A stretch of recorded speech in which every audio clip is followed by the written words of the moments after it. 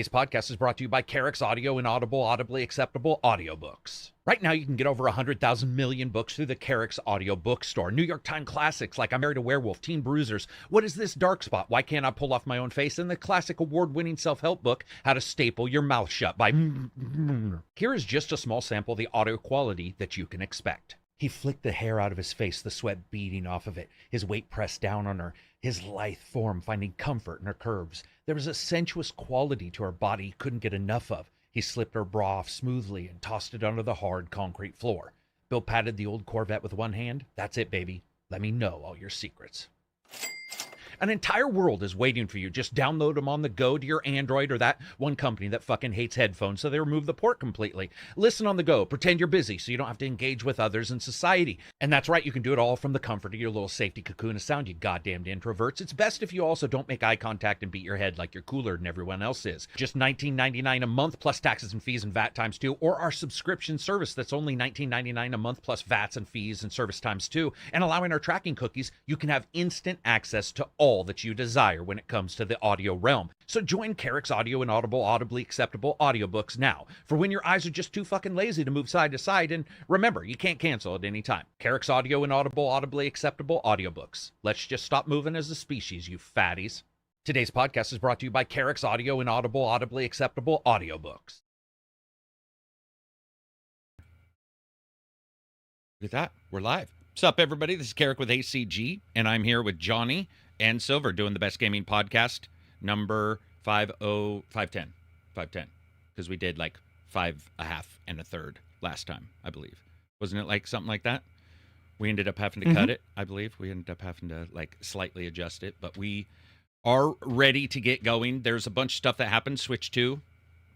They are going to announce that here, April 2nd? Did you guys see any of that? Sort of the announcements. I did not. They did some normal Switch stuff here as well to sort of get people prepped, but looks pretty interesting. They did a digital cartridges.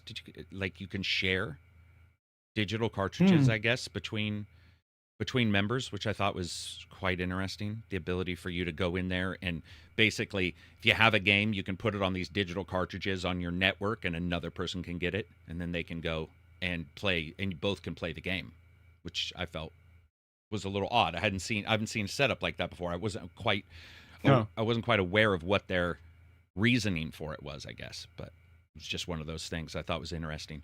We're also going to talk about Ubisoft and Tencent and the big changes there. We're going to talk about some new hardware Johnny and I both picked up on because I saw Johnny's little mention of this new hardware that is hilarious. The first Berserker, we'll talk about that.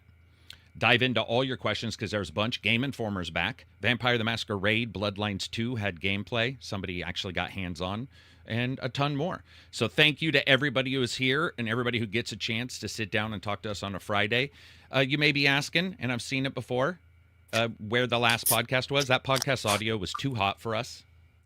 It just really, even the audio guy was having a very hard time trying to get that audio in some way usable for somebody who was sitting at home listening to it. And you guys know I'm sort of a sensitive ears kind of guy. Like if it sounds, it bothers me, even though we don't get it right. It's still one of those things where I'm consistently like, damn, I wish we could fix this, or I wish we could fix that.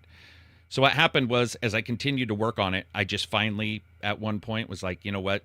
Do what you can. They sent it to me and it sounded like shit. So that one is lost into the ether, but Johnny and I think did a fairly good job revisiting 90% of what was discussed. Wouldn't you say? 90% probably. I think we hit. Yeah, I think we hit the top stuff. Yeah, I think we hit the good marks. I think we got it. So, that's about it for the starting, man. Well, you guys know us. We'll cover a bunch of stuff after that as well. But first, let's talk about what we've been playing. Silver, since you weren't here last week, what's the games that you have been diving into? Still some Helldivers, and mostly Assassin's Creed Shadows. Any thoughts? Yeah, I like it. I like it so far. I really appreciate the stealth expansion in a lot of ways. The fact that you can affect lighting, put out torches and stuff. Even though it can also be enormously aggravating because it reintroduces the issue from Witcher 3 where you're extinguishing candles rather than picking stuff up or other stuff you want to do. That can get really annoying. But yeah, like using your shoot again to like take out light sources and stuff, it's very evocative of old Splinter Cell. Using the shadows for stealth, even in the daytime, feels really rewarding. Like leaping or running from shadow to shadow. Gameplay with Naue has been really, really fun for the most part, but it just sort of sabotaged by the occasional control hiccups you get with Assassin's Creed, with the parkour, stickiness to surfaces and stuff like that, and sort of movement awkwardness that comes with that.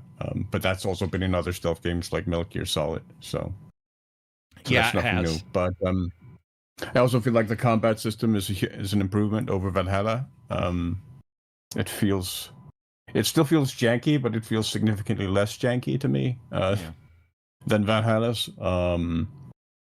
It's like and it is fun switching between Naue and Yasuke, and because they play so differently, where Naue is very movement focused and Yasuke is very parry, block, and more blunt focused. So that dynamic I feel works really well. The season system is interesting. I'm not quite sure where I land on it. It feels sometimes the changes feel incredibly sudden to me and just sort of out of the blue and really quick. Sometimes they're much longer, and I can't always sort of figure out how they transition or when they transition. In that way, it sometimes feels a little random to me. But overall, I've been enjoying the game quite a bit. I have also run into quite a few technical glitches and hiccups with character movements. Very frequently, I encounter that you assassinate someone and then they don't die; they revive and stand up again. I had a hilarious example of that with Yasuke, I think, where I decapitated someone and their decapitated corpse sort of revived and then was standing there coughing afterwards like they were sick. That was pretty funny. But yeah, there are a bunch of technical issues with the game as well, as there usually is for these massive open world games. And has been in Ubisoft games overall. One thing actually I really appreciate about the game that nobody's really I haven't seen people talk about is like the change with animals, where you're no longer just massive. You're no longer a local extinction event for the local wildlife. Yeah. Where there's a lot of focus on just sort of watching, and particularly there are a lot of animal cubs and animal children as well as actual children in the game, which actually does so much to make the game world feel more alive. Whereas in nearly every other game, you don't actually see like bear cubs or like young deer or stuff like that. Right. Whereas it's very abundant in Assassin's Creed Shadow. Sometimes, like you said in your review, Carrick, a little too abundant at times. Yeah, it's got some Disney movie shit going on. But it is still there. There's also still, I feel like the Ubisoft random event spawner still goes completely crazy sometimes, particularly with the Wandering Ronin, where sometimes I'll encounter a Ronin on the road like 3 or 4 times in a row within a span of 5 minutes, and it gets a little tedious when I'm just trying to go from point A to B. So that's still a nagging issue for me with Ubisoft's games, where they still feel a little too afraid to just let their game world breathe and let you sort of soak in it. But overall, I've been enjoying the game a lot, and I mean it's immensely beautiful as well. As you know, it I can say it's sort of to be expected, but that also does enormous disservice, I feel, to the game and to the game artists who went to the trouble of designing it, because it really is immensely beautiful in places, and the seasonal changes really sort of help highlight that and help emphasize that from the fall to the winter, and then again to the spring, and then the high summer. Like the way the game world sort of transitions through that also really helps enormously in making it feel like a living, breathing place. Even though your interactions with it are limited, especially compared to a lot of more recent RPGs like Kingdom Come Deliverance. I feel like those elements all help counteract that and help make it feel alive. Yeah, I mean, there were people talking in the Discord and in YouTube members today where they were saying, you know, did they feel that the level of interaction with Shadows was a tiny bit too low? And I would agree. I would say if Shadows is 1 and Odyssey is like even a 2, in the amount of interactions you have in the game world, I would almost want Shadows to be 1.2. There are times where it's just a little leaner than I would like, and it's probably because they're trying to replicate their world. They're trying to show this, you know, area where there's a particular the way the law is done is even more different there than it is in some of the other places we visited. But at times, I'm like, damn, you know, I really do wish there was a couple more. I mean, there's bandits, and you get jumped in particular places, and it gets worse as the game goes on, or more often as the game goes on. But the Disney moment, I don't know what to say. I mean, I have video of 40, 50, 60 different animals all following and running around me, and I simply don't think that's not only not on accident. Now it's a Disney princess, yeah. I believe it is almost, you know how the fox led us in Ghost? I almost believe their thought process was like a more spiritual location or more spiritual group. A group that's a little bit closer to the land. I could be wrong on that, but that's the way I feel. That's the way I feel it was delivered, and it worked. The Buddhist mentality of like connection to the world, and everything is connected. I mean, even the meditation thing is oddly like that, where the meditation even felt different. I didn't like it, but that's just me. But the meditation felt different in that way. Johnny, what have you been playing? Yeah, I've been playing that too. I started playing First Berserker of Khazan yesterday as well. But the rest of the week, it's been AC Shadows mainly. So, well, we could let's do Shadows later since we covered a little bit before. What about like First Berserker? What's your initial thoughts on your time, and then how long did you play it? Like, what's the time frame? I think I got around 10 hours total. Mm-hmm. Maybe 10 hours. So I think it's a really good game. However, it also demands quite a bit of the player, because I think it's significantly harder than a lot of other similar games. Mm-hmm. If you compare it to, I don't know, what's a recent one? Wukong. I would say it's absolutely true. Significantly harder than Wukong. I mean, there were bosses that stumped me in Wukong, right? I'm not saying, but this one, requires quite a lot of finesse and trial and error, to the point where I remember when people were playing the demo, the final boss of the demo, some people were stuck on it for quite a bit, and they thought it was pretty hard. Well, the next boss after that is like orders of magnitude harder. So that's just the tip of the iceberg for people who tried that. But either way, it's a very fun game because, for one thing, it's really smooth and responsive, and that's always really important. But then it also has a lot of unique combos that you add on top of the normal stuff.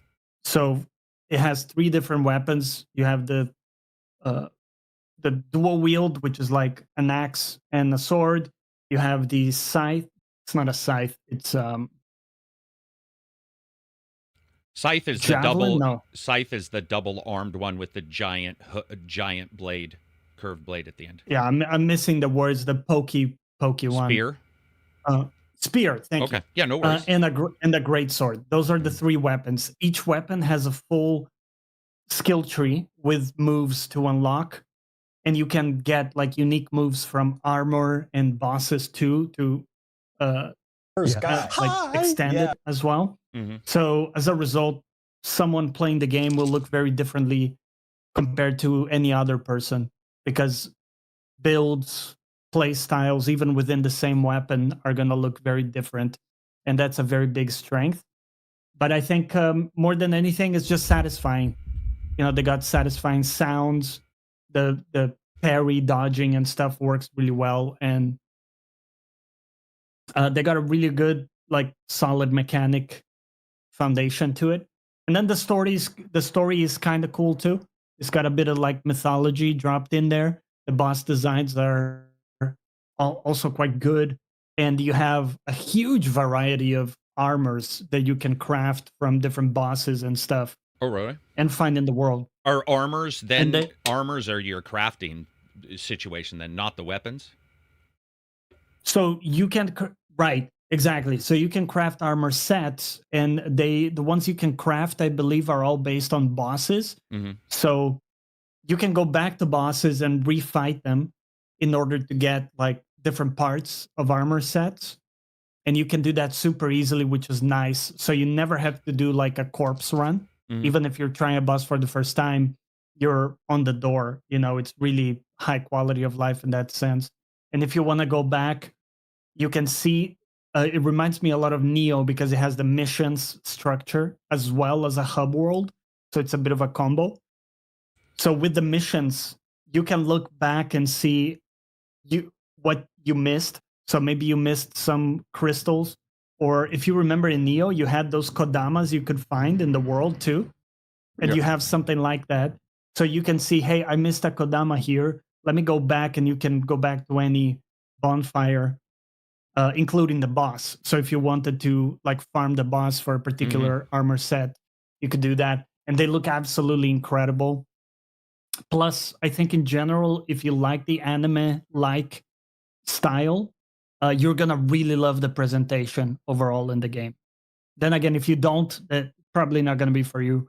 But I think if you're looking for a game that's it's going to be a nice challenge, but also is very satisfying, and you're a Souls fan, this is a really good one. Last thing, it does have an easy mode too. So if you want to jump into this and have a bit of an easier time, you can do that. It also has a summon you can use to make it a bit easier, which really helps. So you got tools there to be able to play it, even if you don't want the sort of the top level challenge they do. And graphically, what's it equal to, did you say? What does it remind you of graphically? Just remind you of? Yeah. Well, it's pretty unique. It reminds me a little bit of Code Vein. I don't know if you remember that. I do remember Code Vein, yeah. Yeah. But it's much more detailed. So that's the thing. It is stylized and anime-like, but there's a lot of detail. And that's an interesting combination because usually when we see stylized, we see low detail. We see a bit more, flat colors everywhere. Right. And here there's quite a bit of detail. It looks really good, and it runs really well too, in my machine at least. Even 4K max settings, it was completely locked at 60 the whole time. So I've been really happy with the presentation. That's cool. Anything else you've been playing? I have a question about the armor. So the armor, when you craft it from a boss, is it then at a set level, or is it stuff you need to upgrade?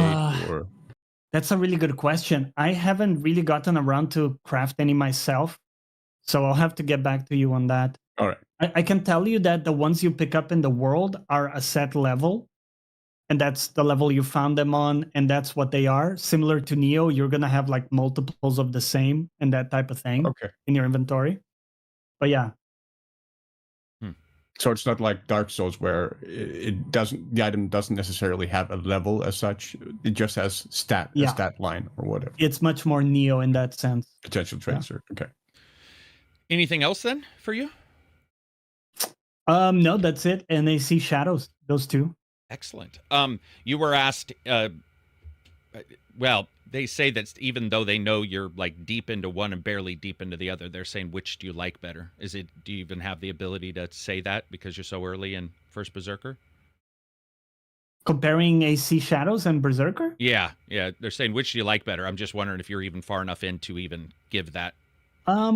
Probably not. Not that far into either. I'm 10 hours into AC, so it's a bit hard for me to comment fully. They're very different games. Yeah. Very different games. In fact, I've been playing AC as my de-stress from a lot of things. And Khazan is more like my adrenaline, like let's go, type thing. So very different experiences. Pretty much exactly what I think people expected to hear. Yeah. In all honesty. So I have been playing that Inzoi or Inzu. It's difficult to pronounce. Really know exactly. Enjoy, maybe? Enjoy is what I thought it was for a while. Yeah, like it was changed around. But yeah. So this is a Sims competitor that basically looked at all the Sims games that have come out and all their DLC, and then they're making a game. So the first thing you realize with this title almost instantly is that they've gone pretty wide because so many things exist within Sims that are DLC, or systems that even appear that they're not DLC but really are DLC by injecting with the main game. So it's a very wide game. But some specific things this game does that I did like that are completely different than everything else. First, graphically, it is so many steps above Sims that they don't feel like the same anything at all. So you're talking like ray tracing, very detailed looking characters when it comes to a Sim style game. None of the cartooniness. Weirdly enough, there's a filter hidden in the game that lets you turn on cell shading, that lets you turn on tilt shift to make them look like miniatures, that makes you adjust their color, go black and white, go horror, so super saturated. I played it as normal. So when it comes to the look, they're not even on the same. One looks like a DS game in a way, and that's not a diss on the game. I'm just saying that's how different these titles end up feeling one from the other. But when you jump in, some real awesome stuff happens in this that is sort of mind-blowing. Anywhere in the city, when you're walking around, you can go and you can just go to the trees and say, I want all the trees to be cherry blossoms in the city. I want all the trees to be this other type of tree in the city. And it just changes them in real time. I want to change all the bushes to look like this. I want to put our podcast up on the billboard. So right now in my world, one of our podcasts is all three of us up on a billboard. I think Reg is there and Absy's there, in fact, playing a podcast on a billboard. And you can even hear the audio muffled through the speakers. Like it's pretty insane. You can also put your own pictures up. This game has a lot of put your own stuff in it, which I'll talk about in a second. But those two things are great. There's a lot of customization in the game. You can change the weather at any time. You can change buildings at any time. You can just come into any building, kick somebody out a little like Sims, move your guys around, adjust things. But the game's about karma. One of the biggest things about this title is that it's not just about you as a Sim, and that's the difference here. I was doing really well, and then I started getting these worries from, like, basically the CEO of the city, and he's like, your karma's down. And I went and found all these people who were doing bad shit, and I wasn't. And you literally can go and talk to them and correct them, like, be like, dude, you can't do that. You can't cheat. You can't steal, blah, blah, blah. And you can raise them up and keep your karma level sort of at a particular level. Now, if you want to talk about that being a replication of, like, a communist state or some kind of regime of control, you could a social credit score, if you will, but I was fine with it. I thought that that level of customization and care was cool. Also, characters can die, not easily, but they can die. They can get hit by cars. They can die of illness. I almost had both of my characters die of illness because I couldn't figure out how to get medicine because there's so many options. I was looking in the wrong place, ended up finding the right place. You can do crime, you can steal, you can get caught, you can go to jail, you can break out of jail. You can do a lot of that stuff. When you go surfing on the activities, it shows them. So most of the physical activities show the full thing. So for example, you learn how to paddle, then you learn how to stand, then you learn how to surf. And when you surf, you actually go out into the water. Very cool stuff. I liked all that. A lot of the instruments that you play and stuff that you do are interactive. Not all of them. This is early access. It runs pretty good on lower settings. Once you start throwing ray tracing into this and you see how detailed it is, I mean, the cars alone look insane. Like, ray tracing is on all the cars, even on low, unless you turn it off. There's a lot of high level effects going on here. When you can get it to run on a low system, it just takes you to understand that you're gonna have to pare some of that down. The rest of the game is definitely like Sims, but it's early access for a noticeable reason. When you go to talk to a Sim, the first thing you get is almost off your cuff, and I love this idea at its brain stem level, which is when you guys surprise me and say hi, I might not be like, well, let's continue our discussion of Ubisoft's debt to income ratio, right? It wouldn't be the first thing I'd say. So it's got these blurbs of random things you may say that can also have additions if you already have a relationship with that person. It can already have some additions if you're very up or down in particular traits of your own. You meet them, you can meet them flirty, you can meet them serious, you can spout off, you can do whatever, you can meet them like a dick. But then after you do that a couple times, then not only do those continue to be there, there's another button that's only this big that you hit, and that brings up the spiel of buttons based on your emotions. So you have love, affection, chit chat, general actions, your actions, world actions, and like inner thoughts. You have a bunch. The problem is I think they need to be segregated a little bit more, because it's very difficult to know what affection versus love is in the game, because there's also a chit chat friendly one. So you're like, is this for me ascending into love? Is this for me telling the person I think it's best we don't stay together? Or is this actually taking a friendship to the next level as affection? Because you can have affection for somebody and no love whatsoever. That needs to be fixed up. It needs to be punched up a little bit, maybe a slight name change here or there. But I will say it's pretty goddamn good when it comes to those discussions and their level of detail. Let me give you an example. All these games let you build stuff, play stuff, sing stuff. When you go to mix music at the computer, it brings up a hologram of Fruity Loops, and it shows Fruity Loops on your screen. I'll call it Fruity Loops, but the general interaction of a DAW. And you're able to type, and there's something very, very impressive about a developer who knows sometimes you want to see what they're doing without like scrolling all the way in, right? You don't want to like zoom all the way in. So you can see what they're doing. When they're writing a book, you see a giant text editor, and it's see-through. It's a hologram, and they're typing their new novel. I Had Sex in the Shitty, which sold like 1 million copies. You can learn how to do all this. You can learn how to play guitar, which starts out with you strumming and not making sense on the frets and the strings, and then by the time you're done, you're wailing. When you're singing, it's terrible. It's like, it's actually physically hard to hear somebody try to learn to sing in the game. Like, it's just like real life. They're sitting there and like, oh, yeah, yeah. And you have other characters with their hands over their ears, all that kind of stuff. As you get better, you can have other people come and sing with you. There's workout booths. You can buy, water boxing bags. You can do all that stuff. Weightlifting, you get stronger. You have all your stats.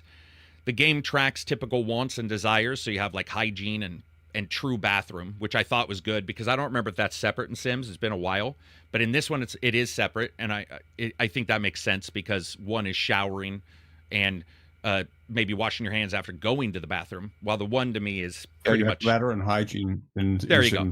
There you go. Same thing here. So all that worked really well.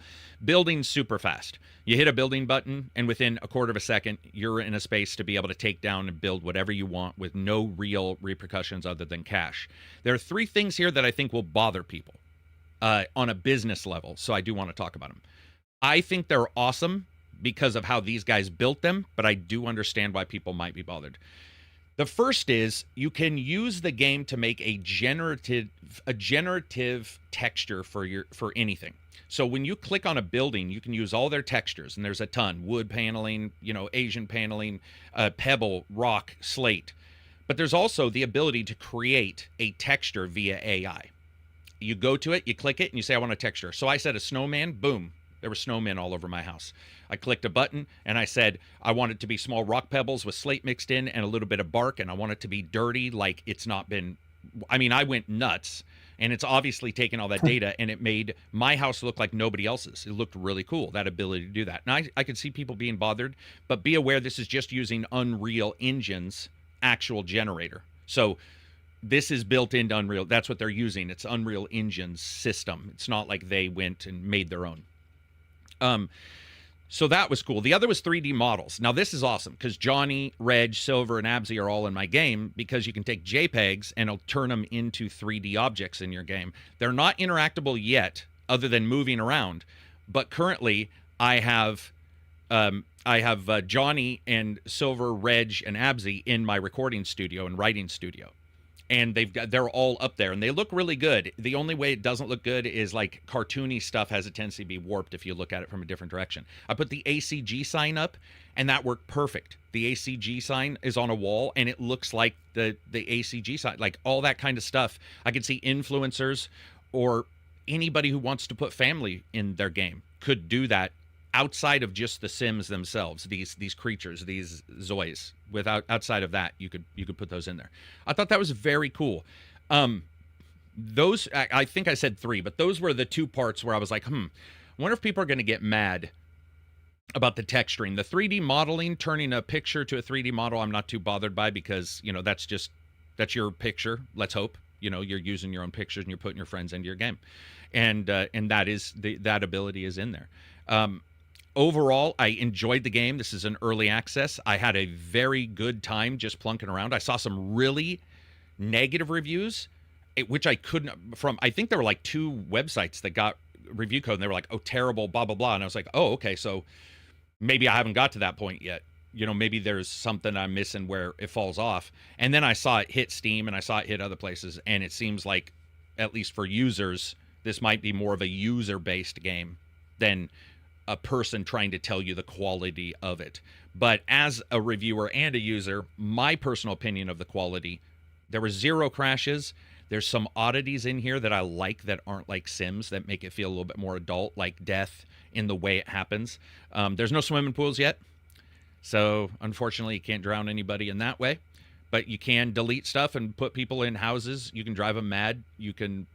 Their autonomy is pretty good. You turn off their, you know, if you tell them you can do what you want, they will do what they want. Including, I found my guy over in a corner talking it up to 3 girls, and he was in high-level flirt mode, because when I checked on the girls, he was married. He had just got married. When he was in high-level flirt mode, I went and checked, and they like, the relationship was beginning with them. And I haven't tracked that far enough to know if that means that, you know, he ends up, you can end up doing that kind of stuff. You can get divorced, so maybe that's how it works. And married, you can get both those. 1 city right now. I think there's 3 cities in the future. I couldn't get the 3 cities to work. I'm assuming that was either my early access or they're not there. But yeah, if you're a Sims fan, you've seen how children, toddlers, and stuff like that works. So I have a baby boiling. If it's in the game, I got a baby boiling up, but not yet happened. So I don't know exactly how the interaction happens with kids yet, and what exactly happens. So the people that I've experienced are usually in the young adult level, and I'm assuming, because I see the items, that the babies and stuff are mostly in the houses in my area. I live in a nice neighborhood. I don't see anybody pushing a stroller so far. You can buy them and use them. I don't know if maybe that's just a player effect currently, and they're maybe trying to make sure that they put some safety guards on what happens, because if you steal somebody's baby in that game, you know the world's going to end. You know, people are just going to lose their mind. But yeah, man, for a game like that, if you're a fan, just be aware it's pretty wide, maybe not as deep as some other games, but I was quite surprised by the ability for your Sims already to collaborate. The customization of the city, I think, is rather nice, and is something that I didn't know was missing, but feels missing. The ability to create your own textures for items and make them feel like your own is very cool, as well as you can just upload a picture as a texture. So if you have a picture of your house and you can find that texture online, you could always upload it. But yeah, that's early access now. I can't remember what the cost on that one is. $29, $39, I think, something like that. But I've got about 22 hours into it, so there's some time. There's some time to be playing. And what else? Haven't been able to punch anybody yet. I tried to get along, so I'm waiting to see if something happens. If, like, you can get in full-fledged fights. I saw a video this morning that showed people getting in a fight, but they were throwing things at each other like a food fight on a late-night, you know, Street King video or whatever the thing that YouTube channel is called. So I'm not 100% sure, you know, how that part of it works out. But yeah, it's 39.99 euros, so I would assume it's the same in dollars. Same in dollars, or maybe even a little bit more. It's usually 1-to-1 on Steam. Okay, so yeah, so I mean, if you're into those kind of games, it's looking well on its way to offering something that, especially with EA stating they're not doing a sequel and they're sort of sticking with 4. If you feel like you're sort of done, then maybe this is the way to go. I mean, there's a lot of shit in the game that you can do. You can even add random animals to be running around in the game. You can do a lot of stuff in it so far. And did I see correctly that you can drive cars? You can. Yeah. It's a little shallow. But you can. You get jobs. You drive to jobs. It even has a cool thing, and this could have probably been in Sims, but I usually got the job pretty easy. In this one, they'd show you requisite requirements for any job. Age, level of... So sometimes you'll find yourself applying for a job by sitting down and reading and doing this or that before you even apply for the job. But you can also work from home. These games are always pretty lenient with working from home, I've noticed. Now, like if it was this easy to sell a painting for $30-$40 up to I sold a painting for $240 because I'd leveled up. If it was that easy, man, I think we'd see a lot of us just sitting at home, taking 15-20 minutes to do a painting and just being done with it. But yeah, so we're done for today. We're done. Yeah, we're done with our work for today. We nailed it, man. We nailed it. But yeah, so that was an enjoyable one. And then I'm also playing Shadows with the peeps. Like I said, if you guys are YouTube members or your Discord members or patron members, you get access to the Discord, and that's what's been hopping lately is just a bunch of people streaming different games. Mad Jack was one somebody was streaming, which is a shooter game like a Duke Nukem. Mullet Mad Jack, I think is what that one's called. That's a newer one, and I hadn't heard about it. And then a lot of people are streaming Shadows. A lot of people. I saw somebody just finish, what do you call it? Kingdom Come, too. I was like, damn. Just now. Oh, damn. Kingdom Come. Yeah. Yeah, that's crazy. You just finally got it's a done. Journey, that one. Yeah. Rogério says 5 years of confirmed experience in development for a junior position. Or 5 years experience to get the job at McDonald's cleaning the shitter. Either one. Both are equal. But yeah, so it's been enjoyable to play those. What else have we been seeing playing? Have we missed anything in the last? I saw some Steam demo games popping that people were liking. Is there anything else you guys can think of that like people have been talking about game wise, or anybody in chat? If there's any games that you guys have been playing that maybe we forgot of, because it's pretty easy for me to miss them. I mean, Jesus, there's so many of them now. Let's see here. Kingdom Come. Nothing immediately comes to mind. Lucitan says, still working on my way to Act 6. Good job, man. Good for you. That Penty, saw Penty playing. I think he's sort of done in a way with the last one, but I'm barely 1/3 of the way through Kingdom Come 2. Yeah, he was barely 1/3 of the way through that. Hitman VR, how's that? Because I think Hitman VR is considered to be pretty good, right? If I remember right. I think people were talking that one. No, that was considered pretty terrible. The one that just released, I thought somebody had said that. That I don't know, but like the one that released initially, certainly, and for a long time, was considered bad. Very, very bad. Yeah, I agree. Yeah. Armor Reforger has taken me hostage. Just gave Balatro a go and fell in love. Heroes of Hammersmith 2 with friends, really fun. Okay. Bro, I'm still on Rebirth on PC Chapter 12. I'm so far behind. Hey, not really. You do you. Let's see. Bevy Bev says, great with the PSVR 2. Yeah, I think that's what I saw. Some weird article I had not expected where it said something about, like, Hitman VR is now... they might have been hyperbole. They might have said it was the best version of Hitman, which, I mean, come on. But...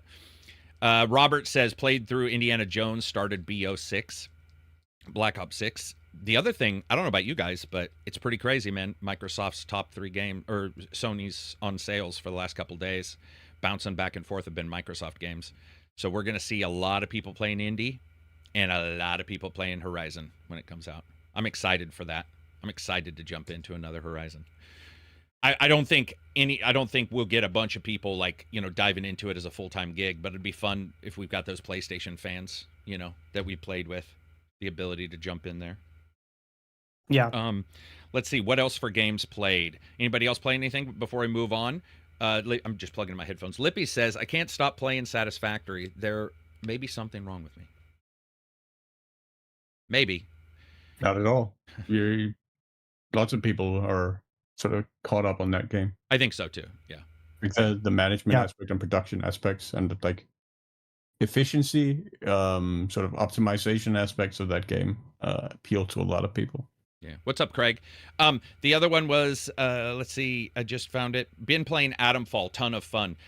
Yeah, Atomfall may be lower on your overall review scores that you see, but from what I can tell, there's something to be said for the fun factor of the game that is different. And Atomfall is a different game and does seem to be sort of catching the attention of folks, doing very well. See a lot of people really enjoying that game's handling of quests and sort of, I don't know, what is that? Like the fog of unknowing that game seems to shine everywhere. We're like not quite sure. Ransom says, any other Intel 13th gen people having to update your BIOS after Avowed 1.3 update? Oh, interesting. So BIOS, an update caused a BIOS update to be done? I wouldn't doubt it. These days. Let's go to what Johnny's got first for news. So we did the Berserker stuff. AC Shadows, do you have anything else to talk about that 10 hours in? I have a couple things. So I'm going to grab an energy drink to continue. Okay. One thing is the game is beautiful, like Silver. Like you explained it better than I can. It's just really amazing to be in that space and taking in everything. Especially and even going distance, right? Sorry? Like especially the draw distance and like the horizon, the stretching horizon. Yeah. Because you can see so far, and it's all, like naked rendered. Mountainside. Yeah. So it's not, urban in any way. It's not even towns. It's just some places it's just vegetation. And you look at it, and that's what it is. And you could go there, you could check it out. I really enjoy that. And just, it's amazing how they can create such a big map, but with all the detail and everything. So that's awesome. I did find the beginning, we talked about the beginning being pretty slow, but even the first 10 hours for me, it's been quite slow. I don't have the second character yet. Mm-hmm. I've heard from people 25 hours in, they don't have it yet, which I guess it's okay. I was in the mindset of I was going to get it early, so I was a bit surprised by that. But you can definitely tell that they're trying to showcase the slow nature of Japanese culture too, and all the interactions and everything is pretty slow, and people are taking their time. Like one full mission was going to a tea ceremony. That's the only thing. We went there, we prepared some tea. That was the mission. There was some shit talking, but that's about it. So you really got to get into that headspace. I've found that for me personally, I wanted a bit more action or the ability to switch to action. So if I wanted to go to Yasuke, maybe I would have liked to be able to do that already, let's say, and maybe get into some action a bit faster. I did also have some issues getting used to finding stuff, like finding where to go. And that was partly my fault too, getting used to the systems. But I did have a couple of frustrations. Like I was looking for a meditation spot because I was missing one, and I looked everywhere that I could think of. And it turned out that I was missing one little bit in the map, and that's where it was. And I just lost a lot of time looking for that. Even with scouts and stuff, I couldn't find it. So there's some of that. But overall, I think I like the system with the scouts where they go, they collect stuff. You got to rely on them to also discover areas to be more efficient. Right. It's just, you can have some frustrations there if you get unlucky like I did. It is also optional for people. Right. Yeah. Yeah. You could choose to not engage with that if you have the guided mode, right? Yeah. That just provides you with the markers instantly. Yeah. Okay. Craig Hawksworth, $10 super chat. No particular question, just flush this week and want to support you. Have a great weekend, everybody. Thank you very much for the super chat. Appreciate it. Well done. Hopefully you don't. I I just want to say, hopefully you're not saying. He's saying just flush this week. Okay, as in he's got money. For a second, I thought he was saying, I just want to flush this week down the toilet. So here's some money. I'm gone. I was like, it could be read either way. Anyway, thank you very much. What you're saying, Silver? Go for it. Just that, one thing actually, I do kind of want to rant a little about, because that it's been the most aggravating thing about the game for me is inside the pagodas. Like, the pagodas in the game are beautiful, especially in the castles where you sneak in and you make your way up. You can also make your way up outside, but making your way inside in particular stealthily feels really satisfying, except for one element. Like, from floor to floor, the way you ascend is through this stair that's partially a ladder, partially a stair, but it's really steep. Yeah. But the way it controls with the camera is your character will often struggle whether they're supposed to go up or go down. So even as you're pressing the movement button, sometimes they'll stop halfway and then go the other way. And very often, also because the stealth system on Expert implements a noise system for your footsteps, which I really appreciate. Except when you move from this ladder, you always make noise. Yeah. It's impossible to be quiet. Yeah. And that really that has thrown a couple of situations into disarray for me, where I was being really, really stealthy, and then just coming off the last step of those stairs, it was just like or a squeak from the floorboards or whatever that suddenly roused the attention of people on that floor. But yeah, just the movement and the integration with that ladder in particular is just aggravating beyond reason to me in the game. Like, I've hurled so many insults at the game from that single feature. I think everybody's brought up the ladders, the mini ladders inside the pagodas, because I've seen multiple people go like, is that a ladder or is that a step? And then you see a ladder at the top. You're like, no, that's a ladder. But they're built in such a way that you come at them at speed a lot of times versus like a ladder where you sort of, at least I jump if I'm loud, or if I'm not, I'll walk up and climb. I do like the noise system. I think that how dare they ever remove it from any other? I think prone and the noise system in this are to a T, are very good. The prone system as well is really appreciated. Yeah, it's very appreciated. But it certainly does show that you're heard. You're heard, because I was her and I was in a bush, totally hidden on Expert. And when a guy came by, I thought I was going to do what you do in the old Assassin's Creeds, which is just move full speed through the bush to try to get somewhere. And the guy was like, what the hell's that? And I was all, it did warn me too. It even stated, it's like, if you move, it doesn't matter if that's saying that they can't see you. If you shoot a gun, anybody will be able to see you. And obviously, if you're in the bush right next to the motherfucker and you're moving around at full speed, because I used to do that as a joke and be like, and wait. And now they're all, somebody's there. I'm like, damn. Okay, they fixed that. I do think this game is best on Expert. I'll say it one more time. I think it just feels better. I think it's not hard for gamers who are not accustomed to the game to play it on Expert. And I feel that it requires a slight focus that makes everything about the system just a little bit more interesting if you do so. I want to say it also feels really nice that enemies on Expert will actually look up, so that you actually have to stay low on the rooftops. Be mindful of your own silhouette against the sky on the rooftops. I love the power plays of being able to run right past them in games, but I also always know it's a game when I'm doing that. And so here, when you go up there and like, what's that? And you're like, oh shit. Like, of course, what's that? It's a dude standing on your roof and you're outside mowing the lawn. You're going to wonder what that guy's doing up there. So One Nangle, $10 super chat. Happy springtime, guys. Enjoying the podcast. Do you have any favorite springtime flowers? Favorite springtime flower? Man, we have a huge rose garden here. We have rhododendron, which I think stink too much, but I like a design we have. There's a rhododendron I really like, but it's not necessarily a springtime flower, I don't think. You guys have Easter lilies? We have lilies. I don't know if we have in particular Easter lilies here in the Pacific Northwest. They're yellow lilies, basically. Yellow? We call them Easter lilies here. And very because often, that's where they're popping up is around Easter time.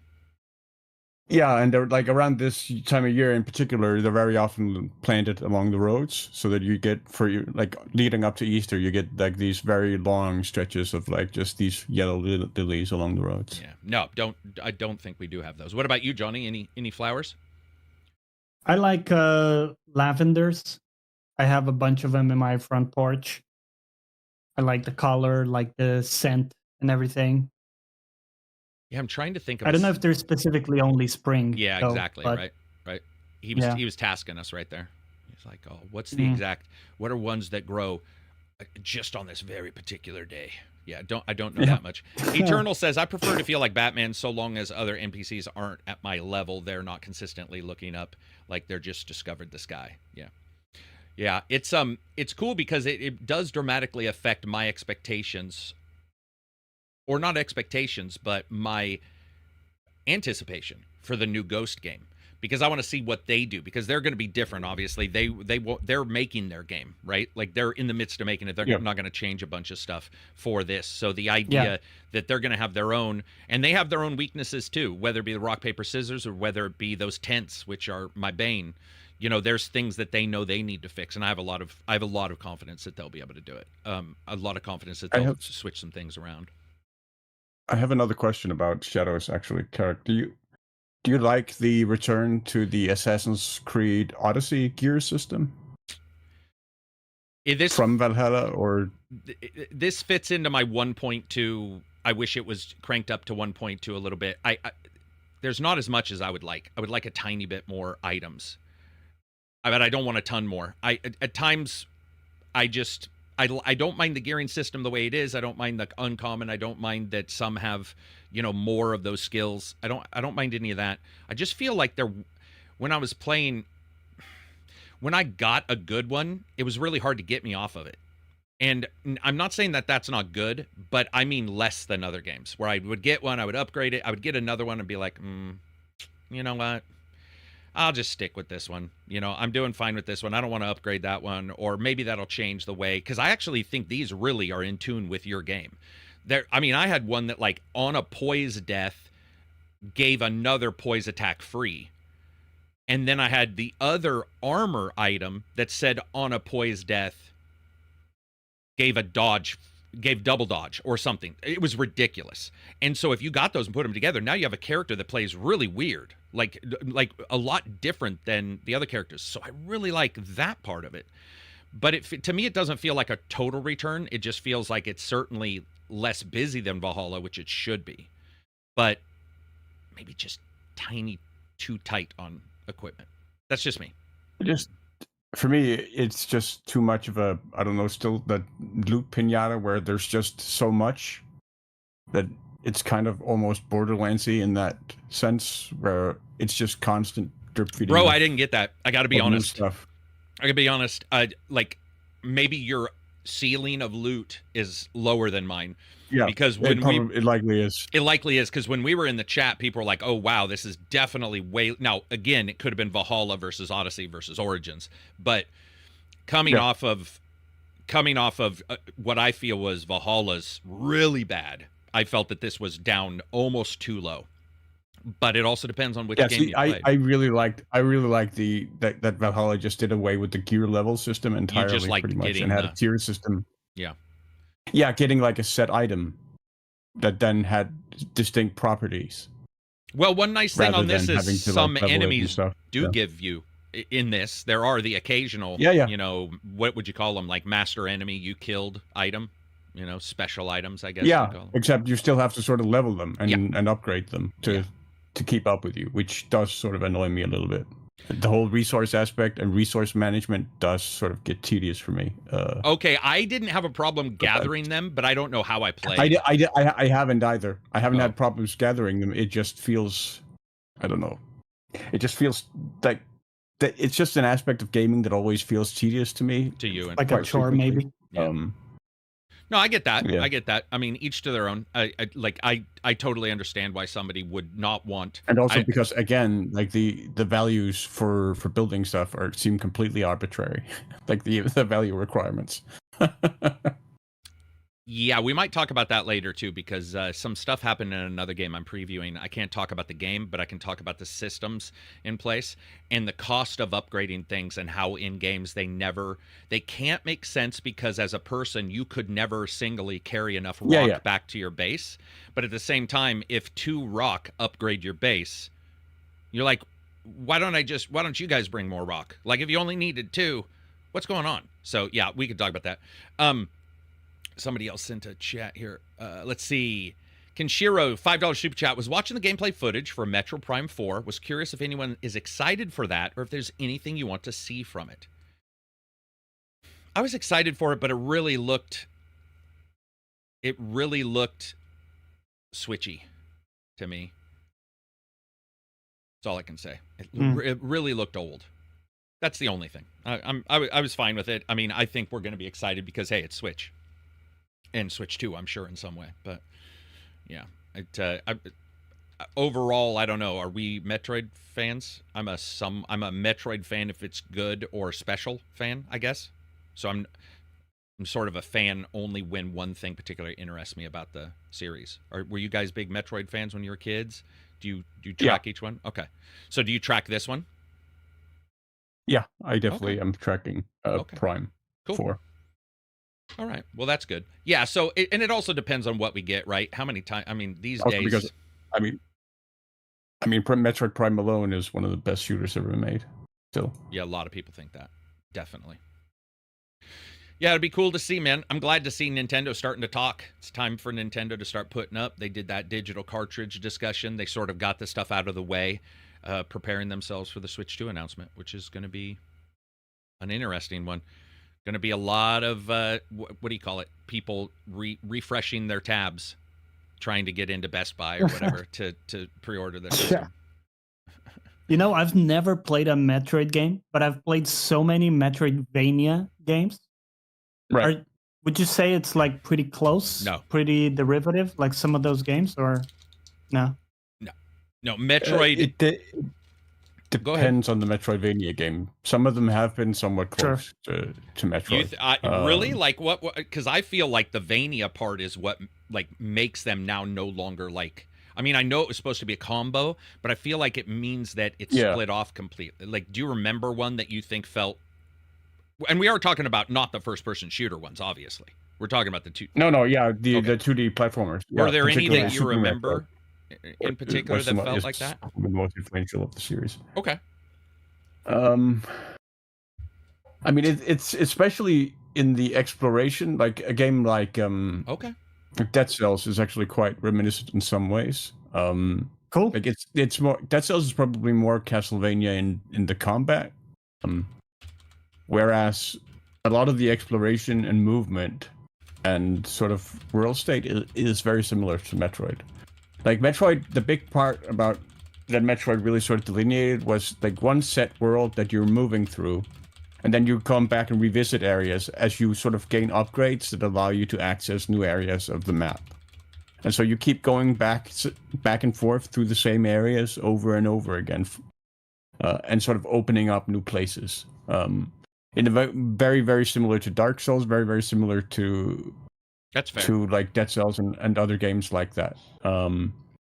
So I think we have seen that. But the mileage is sort of varied on how they felt, how closely they felt to it. I love Dead Cells, by the way. Yeah, I know.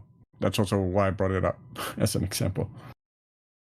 But I mean, I think you would enjoy a game like Super Metroid, for instance. It's a game that still holds up remarkably well. What about was it Dread, the recent one? Yeah, Metroid Dread is the recent one. That one is quite different, actually, from it the is other quite Metroids. Different. Where it is quite different. Really, the objective is for you to sort of run away more than it is to sort of progress and explore. So that approach is very different. But yeah, Metroid Dread is really excellent as well. All over great games, most of them. But once he once he started bringing up that, in a way, he was also talking about the overall, I guess, exploration. I would say that if you branch out and don't say is a game like a Metroid, that's a Metroidvania, if you section out parts like exploration or like fighting, there are many that have a particular element. That's sort of going to what I was saying, which was that once it became Metroidvania, everybody does have another thing in their game. Yeah, it's almost a roguelite where everything is a roguelite. But I would agree with him completely that game and some of the games people in chat have all mentioned definitely feel reminiscent in one way or the other, which only makes sense because those guys made any 2D game, if you play games long enough, is going to be reminiscent of one of if you played an SNES game and you play a game now, you're on a 2D, you're going to be like, well, I could technically say this is reminiscent and be absolutely right. A lot of 3D platformers are similar to Mario 64. Absolutely. Yeah.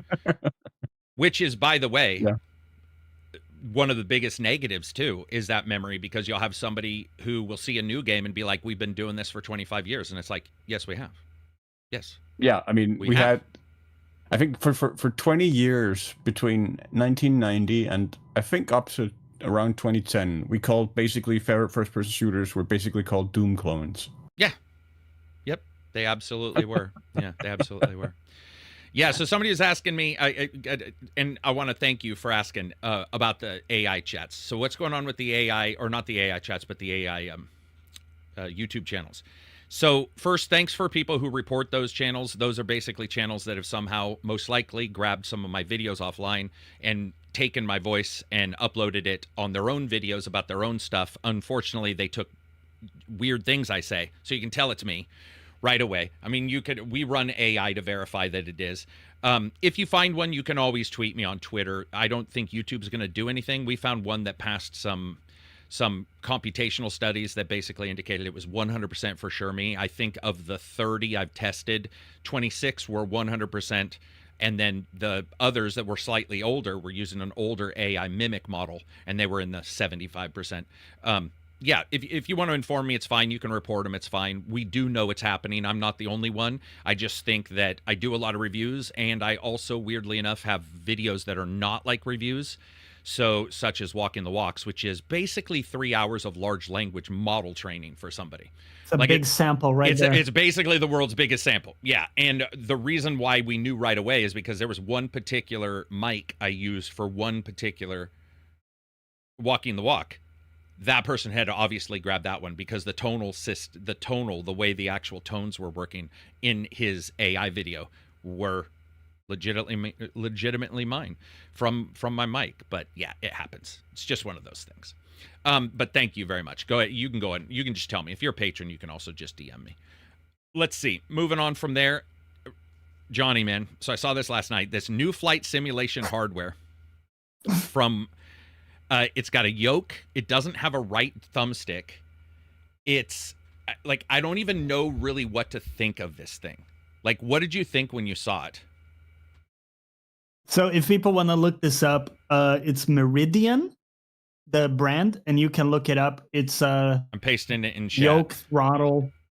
Yeah. And so this thing is like an Xbox controller, but the right joystick, instead of being a joystick, is a throttle. And then you also have trim, different ailerons, different other. Yeah. I mean, it's crazy looking. Honestly, I don't know if I hate it or if I kind of want one looking at this, because the idea of like, boom, full throttle while still like being on a controller is kind of cool. Yeah, it's nuts. Just so people know what to think. Where the right thumb should be, you've got a trim, and then you also have two throttles. They're split, but they look like they have a notch to stay together. So you actually have dual throttle control, like so for your double engine systems. You have landing gear, up, down, neutral. You've got LNR. I don't know what that stands for. You've got an autopilot button. You have your 3 Xbox share and start buttons up in the top. You have your Xbox button here, but you have a red button in the top right above your X, Y, A, and B, which I'm not sure what that is. Weirdly enough, though, if you flip this over, it's almost generically a normal controller, which I found it odd that they took the face and they were like, the face needs to be a certain way, but the rest of it's not going to be a certain way. The rest of it is just sort of an Xbox controller. So I don't really know like who this controller is for, Wizard of Smoke, if you're watching, or you're listening later on Instagram, I'd love to hear your thoughts on if this is for you personally. But that's an odd controller, and it's $249, right? $249. Yeah. So not a cheap controller. But yeah, it just surprised me that they were doing that. Not a bad thing, you know. If you want to fly around, I mean, some point they're going to make a controller with a little baby steering wheel on it. You can already get 3D printed ones. I have one that connects the thumbsticks to the baby steering wheel, so you can steer. And does it actually make you have more fidelity? Yes, we've tested it. Like yes, versus just your thumb, because you're solid with both your fingers. It is able to do some insane stuff, but it's just goofy, you know. The other thing that I noticed, Johnny, they're just still to this day, we do not have Xbox or PlayStation or PC motorbike controllers, really. They all feel like somebody took a broomstick and duct taped it to a fucking G29 Logitech steering wheel. You know, there's been one I think I've seen so far that's a motorbike, you know, an actual motorbike handles and handlebars. And yet we've got 3 or 4 motorbike games that come out. We've also got the games that come out that are, what do you call it? That are motocross, X-Cross, right. ATVs. We don't have those yet. So who knows? Maybe somebody will come along. Maybe one of these companies will come along. Because I think a motorsports style game would do very well if it had its own controller. Or would play much better if it had its own controller and be more interesting in that way. At that price, better to get a flight stick. Yeah, 300 plus tax is too much for a controller. Yeah, agreed. Yeah, it's I think insane. the place where this might come in is that a flight stick requires you to learn and remap everything you know about a controller, because the buttons are completely different places, so you have to completely learn a new control scheme. But if you have something like this, you could jump into a game knowing pretty well, you know, that like A is probably going to be some type of like boost or what. Like some things are going to be intuitive because you're familiar with this layout. And then it's just adding, you know, these other things to it. So in that sense, I like the idea a lot. What I think, though, is that the main thing with the joystick is actually the joystick, because it gives you so much control and finesse, because it's this big thing and you're maneuvering it with your right hand and everything. Whereas, sorry, or is it your left hand actually? I'm blanking now. When you're steering, I think it's your with right hand. On a double thumb.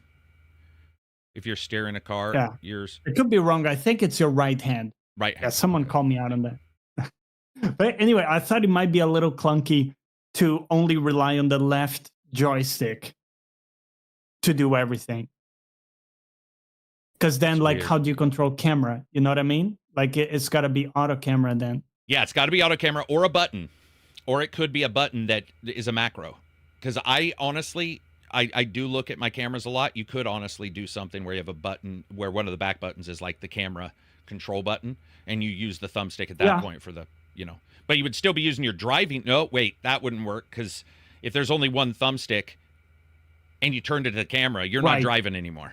You're just going straight. Yeah. So yeah, you're right. Exactly. You're right. I think in a lot of those games, if I remember on Forza, you have W or you have Y to look straight back.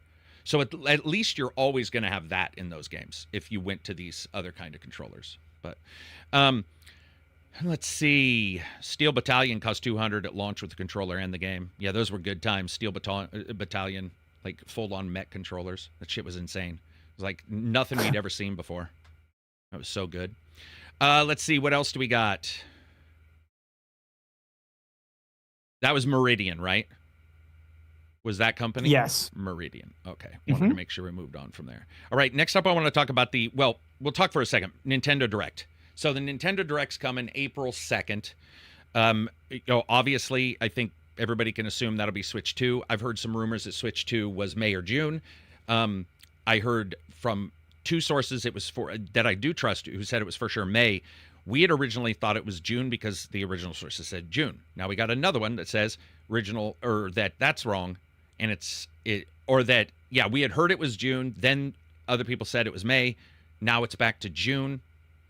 I think June's a better day, personally, a better month, I guess I would say, for this to release.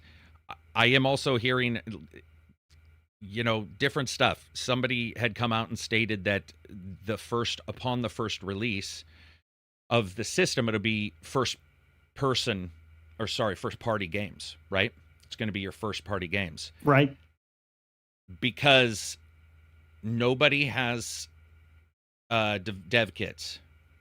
That definitely goes against what I've heard, and even sort of, I guess I would say, generally not seen displayed, but there's some reasons around that. So I'm not quite sure what that means, because I was also informed that one of the bigs has a game day one that is pretty big for the Switch 2. We'll just have to see how that pans out. But there's been a lot of back and forth. One insider will say one thing. Usually I work with other people, because insiders, as we all do, if I tell you something, you tell me something, pretty soon you'll tell me somebody told you something. I'll be like, I think that was me. And it becomes this circle. But I think with the system, obviously, the majority will be their own titles. I just was wondering if you guys have an idea of what you'd like to see from their own titles. Like, if the Switch 2 comes out, what do you think would help the Switch 2, other than being new and all that? What titles would you guys love to see on the Switch 2 day and date? Like, are there specific games? I mean, Metroid Prime 4 would be incredible. Yeah. That would be the big one, just off the top of my head. Although I struggle to think whether they'll be able to pull that off this year. Mm-hmm. But yeah, that's the one that immediately comes to mind. And obviously another Mario game. Another Mario. Of some sort. Like Mario. A follow-up to the last one. I forget the name of the one with the one with the cap. Odyssey, right? Yeah, Mario's Odyssey. Yeah. What about or not? What about what do you call it? F-Zero or a Star Fox? Somebody was asking in chat. I mean, that also would be amazing, but we haven't. Yeah, I mean, seeing them go back into older franchises like that, absolutely, I would be very much in favor of that. Like F-Zero, we haven't seen that in ages. That would be amazing. And another Star Fox, one that's actually about the flying and not a 3D platform adventure right game. It's called Star Fox, right? Not Land Fox. Yeah. No, I get you. Yeah, those would be good for me as well. Johnny, I know you're not probably as big of a Nintendo guy, but is there any? Yeah, I'm trying to think of realistic Pilot ones Wings because... to compete against Flight Simulator. Pilot Wings would rock, or Blast Cores. Blast Core, what would you call it? 512. Right. Blast Core 512. Well, Johnny, you don't have to worry about realistic, because here's the thing: we haven't heard a lot of stuff about what they've even been working on. So, I mean, what may sound like it's unrealistic could turn out to be, one of the titles we get. So, I mean, I'm taking Zelda off the list because of the timing from the last one, other than possibly I think the timing a step up or wouldn't work. Mm-hmm. I do think a Pokemon game. I could see good that. one, a good Pokemon game. With backed by the new console having better performance and everything. Yeah, I think that could be pretty exciting. Maybe finally getting access to the Wii remaster of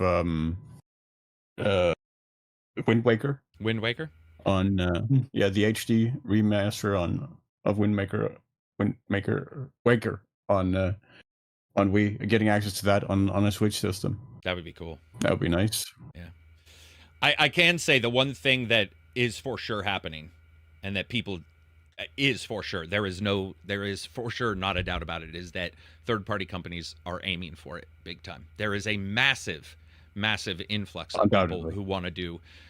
They don't want to miss out on the next of these. And now when you see, I mean, just all you have to do, you don't have to, these aren't hints. You just have to look at who's doing what on these systems, who's playing what games where, who's dealing with whom.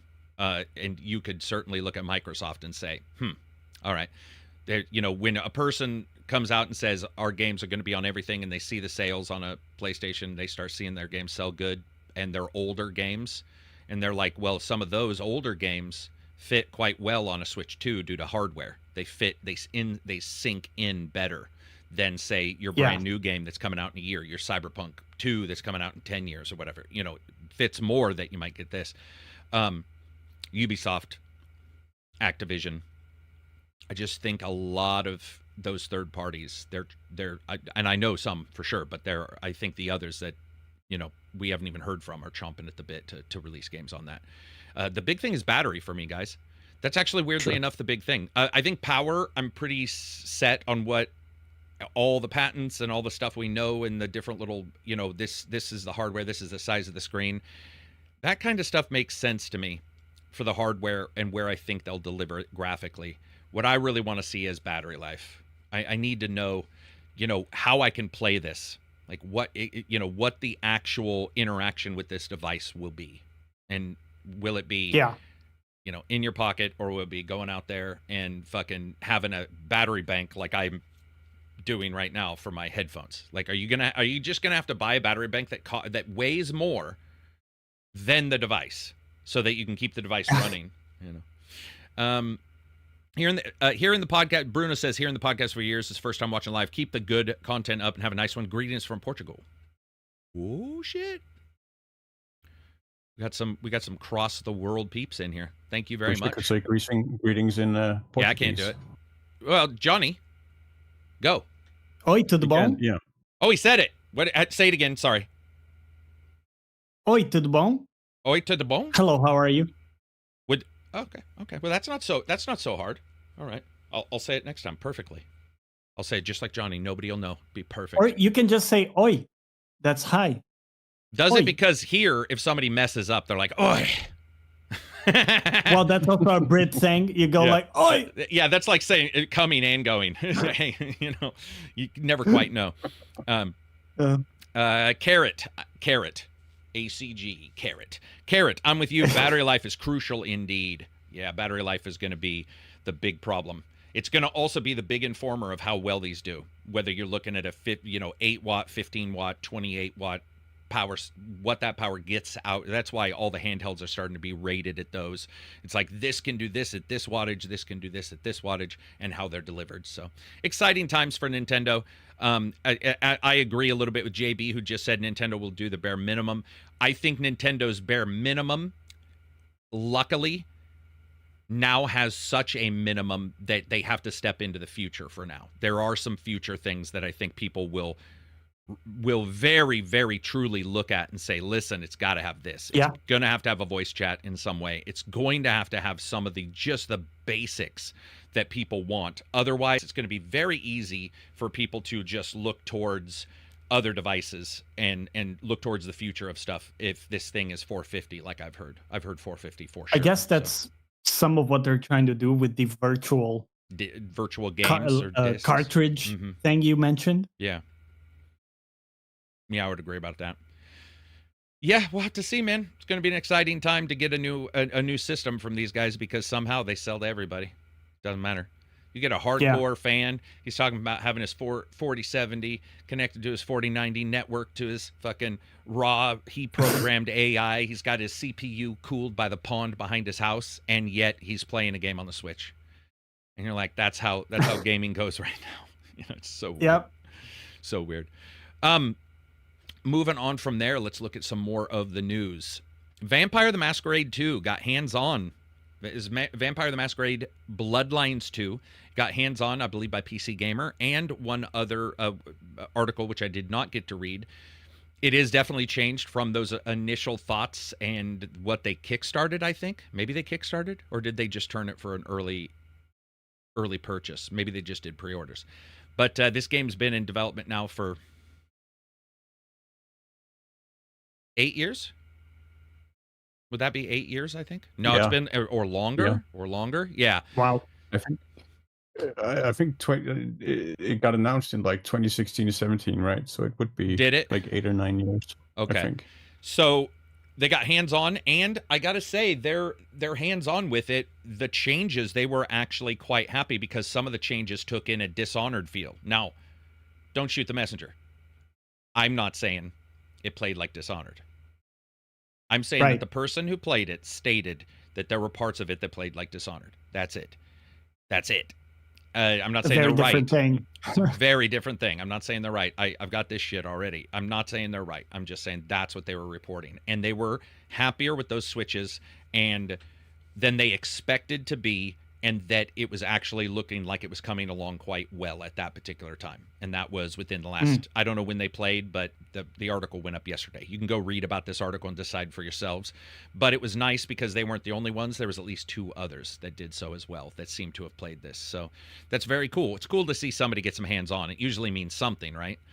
There's only been 1 or 2 instances where that at least didn't mean somebody really had something to show. So I'm all for that. I'm happy. Wild Ones Gaming says, ACG, I know you've mentioned Moonlight in the past. Have you heard about Apollo and Artemis? That's so weird. Yes, we talked about it for about 3 hours last night, Apollo and Artemis, in fact. So what those are, so people know, I always talk about Sunshine and Moonlight. Sunshine lets you stream from your PC. Moonlight picks it up on your device. Apollo and Artemis are a fork of that somebody made because for whatever reason they got in trouble because they were reporting bugs on Moonlight. That was what they stated. And they built out Apollo and Artemis as forks of the originals with improvements. And I can say after testing it last night, improvements would be a very, very, very, very, very, very, very, very, very, very low word to use. It is phenomenally better. I was actually, when I was playing GTA 6, the new GTA 6, the ray traced version, on my Legion, there was less latency. They have a ton more options. GTA 6? I said 6. Sorry, GTA 5. No. I thought maybe you let slip didn't. Hey guys, I got access to GTA 6. Dude, I'm so happy you said something though. GTA 5 ray traced the new version. So I was playing that. I was playing on my Legion. Latency was a bit lower, but it also has a huge number of improvements. Virtual display, meaning you can play on your system while somebody else is using your system to play a game somewhere else. You don't have to leave the PC on to do it. Whoa. It had better color options. It had better options for codecs. It had variable things. Like I think it had variable resolution. I didn't mess with that. It had the settings were easier to identify. It's just overall, I felt a great deal of improvements where I felt Moonlight has sort of just been a thing where I play and enjoy, but I've always been like, oh, I wish it did this. I wish it did that. I wish there was one more option here. This one has like 4 options just for how you fake a mouse on your Legion or your joystick so that you can navigate a Windows device. Very cool. And I would suggest if you get a chance, don't delete Moonlight, don't delete Sunshine, but possibly upload those and see how they work. Currently, this is Android only unless you do some stuff on your Windows device, which is what I did to get it to play. But I checked it on the G Deck, the G Cloud, which is the Logitech device, which is Android, spotless, incredible, and it was distinctly better. And you're talking to somebody who loves the originals, but it really is a better overall system that I've been able to find. Moving on from there, let's see. We talked to Inzoi. I saw something here I wanted to bring up. So Dune Awakening, I don't know if you guys have been tracking That's that the game. RTS, right? Little. I agree. No, it's the survival game. That's the MMO. Oh yeah, you're right. It's the survival one. Sorry. Yeah. Yeah. No worries. So the MMO is coming out in May 20th. Mm-hmm. And so that's still the thing. But they released system requirements. They also stated that there will be no subscription to it. Mm-hmm. So it's a one-time $50 purchase. That's it. No like optional DLC or anything like that. No early access period. And the requirements are actually very low for the Ultra. So I'm looking here at Ultra 4K 60 FPS. You're looking at a Ryzen 7 5800X or Intel i7 11700. I don't know how to say those names. And an NVIDIA GeForce RTX 4070 or a Radeon 7800 XT. So that's 4K 60 FPS. I thought that was pretty fair for especially on the CPU side.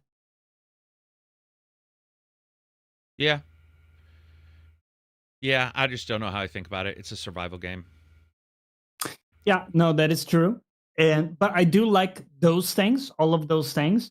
That doesn't mean the game itself will be good, right? We hope it will. But it is nice that it doesn't have some of those annoying things like, at least I'm not a big fan of the subscription model. I prefer to pay once. Yeah. I know it's different for service games.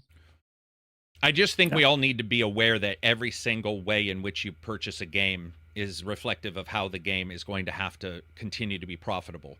And if it's a single player game, $60 and done is one thing. For an MMO, $60 and done is a fucking whole other ball game. And there are people whose only jobs in the gaming financial area is to help people just with MMOs, because it is nothing like a normal game in how you monetize it or how you make money and how you have content for it. So I'm excited for it. I just need to know what that gets you.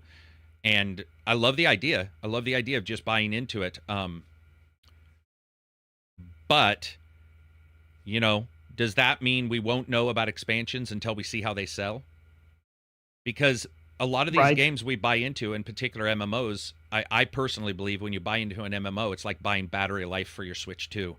There's all these things, but there's a longevity factor that you want from your MMO. Yeah. And that's your battery life almost. And how do you feed that battery life? What do you have to do outside of it to keep it going? And we've seen some pretty big drops. MMOs are hard, especially man. if you don't get good sales out of the gate. I know, dude. I know. And I obviously, you know, the myth is broken. The myth has been broken. I don't care if it makes people uncomfortable. It's not my job. The myth is broken and has been for years. Make good games and you'll do well. It's complete bullshit. It's never been true, but people are only now finally sort of having to help your odds. They can help your odds. Yeah. And so can making a game that just looks good and doesn't play well, right? Like it just depends on the zeitgeist of the world. So I'm sorry, but that myth is busted. It's been busted. I don't even think it was a myth. I think it was like it was just straight up a lie that was told to you by people who hated a company that maybe at the time they didn't like their game. But and it's true for every creative industry. It really is. It really is, and it always has been. But at the same time, that initial cost, I don't know, man, $50 for an MMO up front is pretty rare these days.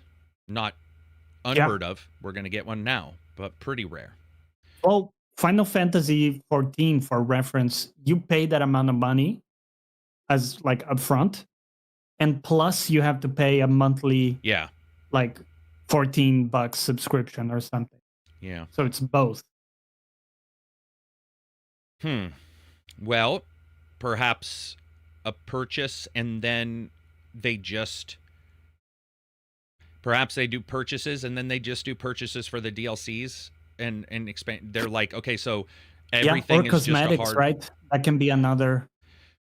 Right. But I thought we were initially what we were talking about is that wasn't going to happen. I thought you were saying $50 got you everything. If there's cosmetics on top, then you can remove most of my discussion because cosmetics can pay for the continued development of the game. So are there cosmetics for this that are in packs that are purchasable? They didn't state. They didn't state. Do you see what I'm saying, though? I was assuming. I do. Okay. And I wish that's what they considered it as. I've just seen a lot of games that they consider the game as like you buy the game, but then you have extra stuff you can buy, you know? It just helps you fund it differently. Because if they've got some cosmetics that are wicked, then and they're able to do that, then that removes a little bit of my worry of how do you keep it going if you start... That would make sense, right? At least as a strategy. Especially if you sell really well. Companies aren't great at saving money on purpose because you spend the money to continue development somewhere else. So if they sell a bunch in the first 2 or 3 months and then stop selling, they better be really good at saving or invest in some low-level meme coins and hope that they explode because you're going to spend through that money pretty quick. Yeah. Do they have private servers? Is this private server base? I'm probably asking you too much for you to know. No idea. Okay. Yeah, I just didn't see they haven't released that much data about it. Funcom still, isn't it? Yes. Mm-hmm. So I would imagine so, because they allowed it for they had private servers in Conan. That's true. Yeah, true. Yeah, that's true. Very true. Very true. So I They would were paid. imagine Were that they they'll paid probably have private servers? No, I don't think so. Really? I'm not entirely. You could set up private servers for free, certainly, but they may have had private servers that allowed other services or the like. But you could set up private servers for free. Well, in Age of Conan. Let me say something that I don't think is a hot take. I think it makes total sense, but people can get mad. I like the idea of paid servers for a reason. I mean, private paid servers, because you are paying, therefore you can require updates from them. You're paying for that, if right? something And I don't mean a ton. I'm not talking $40 a month or anything. I'm saying a paid for server. So if I'm paying and I get my own server, or, it's like a server package or whatever, you put it together, you get, even if it's private, and I don't mean a ton of money either. In fact, I think if you did a cheaper version that maybe it looks like you were losing out at first, might work out, because people are like, oh hell, this checks out. This is awesome. I can play on my private server, not have to worry about anything, and I'm getting updates versus free servers. But I know a lot of people like free servers because then they can fuck with them, and then there's also no overarching watch of their servers. There's sort of that, what if these guys don't like something that's popped up, they're going to remove it from the game, blah blah blah. So I don't know. Yeah. I don't know. Or Eternal just said I don't mind optional paid service. You could do that too. You could do both. You could be like, hey, you're not going to get updates on your whatever, but you can run this free or what have you. That could shard the game. That'd be quite difficult, I think, to tech, but who knows? It is Funcom though, which is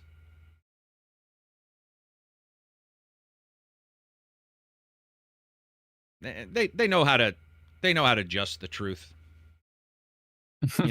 Oh, yeah, like they've yeah. I really like a lot of their stuff. I'm a huge fan of a lot of their older stuff, a big fan. But sometimes you'll be like, over the time period, you're like, yeah, what they said here wasn't really what turned out to be, kind of stuff. We'll just have to see. I'm excited for it anyway. I'll check it out. Take it with a grain of salt, then. Take it with a grain of salt, man. That's where you got to take everything around here, right? They did also still have the worst game launch I've ever been a part of, which was Anarchy Online. That was Funcom back in the day. That did. But they had Secret World, right? That was also Funcom. Yeah. Yes. So they made up for it. They've done a lot of good stuff. Yeah. No. Anarchy Online also turned out later to be good to a lot of people, but just the launch was a complete disaster. BioDuck says Funcom had a dong slider. They will always be the best company because of that.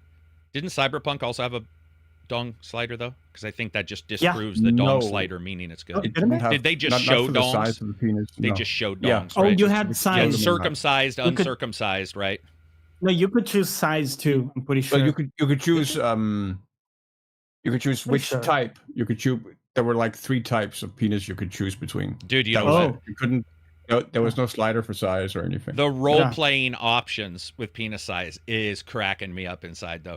It's like he got the baby penis and suddenly he's mean to everybody. He's treating everybody like shit. He's overcompensating now. Yeah, that's because what of I'm saying. penis size. That's what I'm saying. Yes. Yeah. Yeah. You got. I mean, and people do it. Women do it with breast size. Like it's a real thing that subconsciously can creep into somebody. And I just like the idea of being like, okay, I'm gonna role play this sucker. But sucker. It's about that right size too. But it'll be cool to check it out. I just don't know. Dune is hard for me, man. Anything Dune, because it's desert. And it's desert. I feel like I can How repeat interesting it and and varied can you make?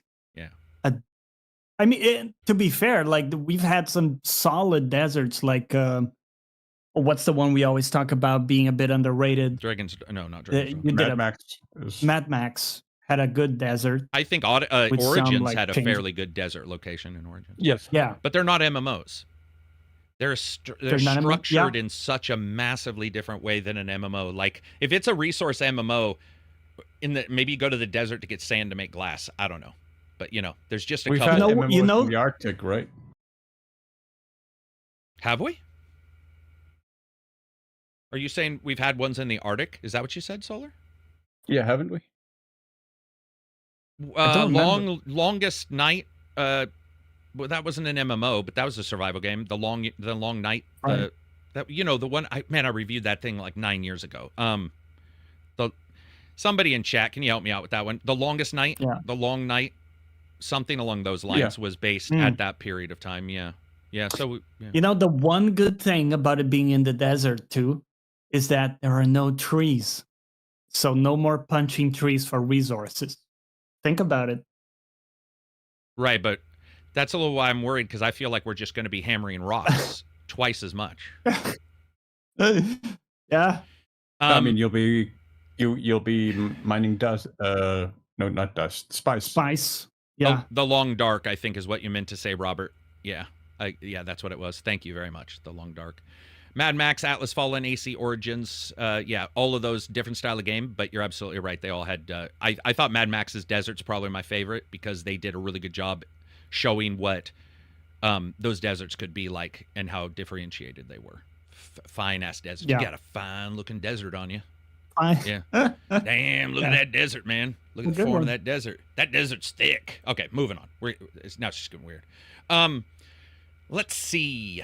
What else do we got? I'm going to do a couple of these questions from Discord. I think I grabbed them, but Johnny, if you follow along, I would appreciate it. And then we're going to get some more news, because we do still have more stuff to cover, which includes Tencent and Ubisoft. I want to get to it. There's more stuff there. Bagumta asked a question. What's your favorite vacation movies? Vacation memories. What sort of vacation do you prefer? Relaxing on a beach and chilling, or sightseeing and being active? Favorite type really is sightseeing.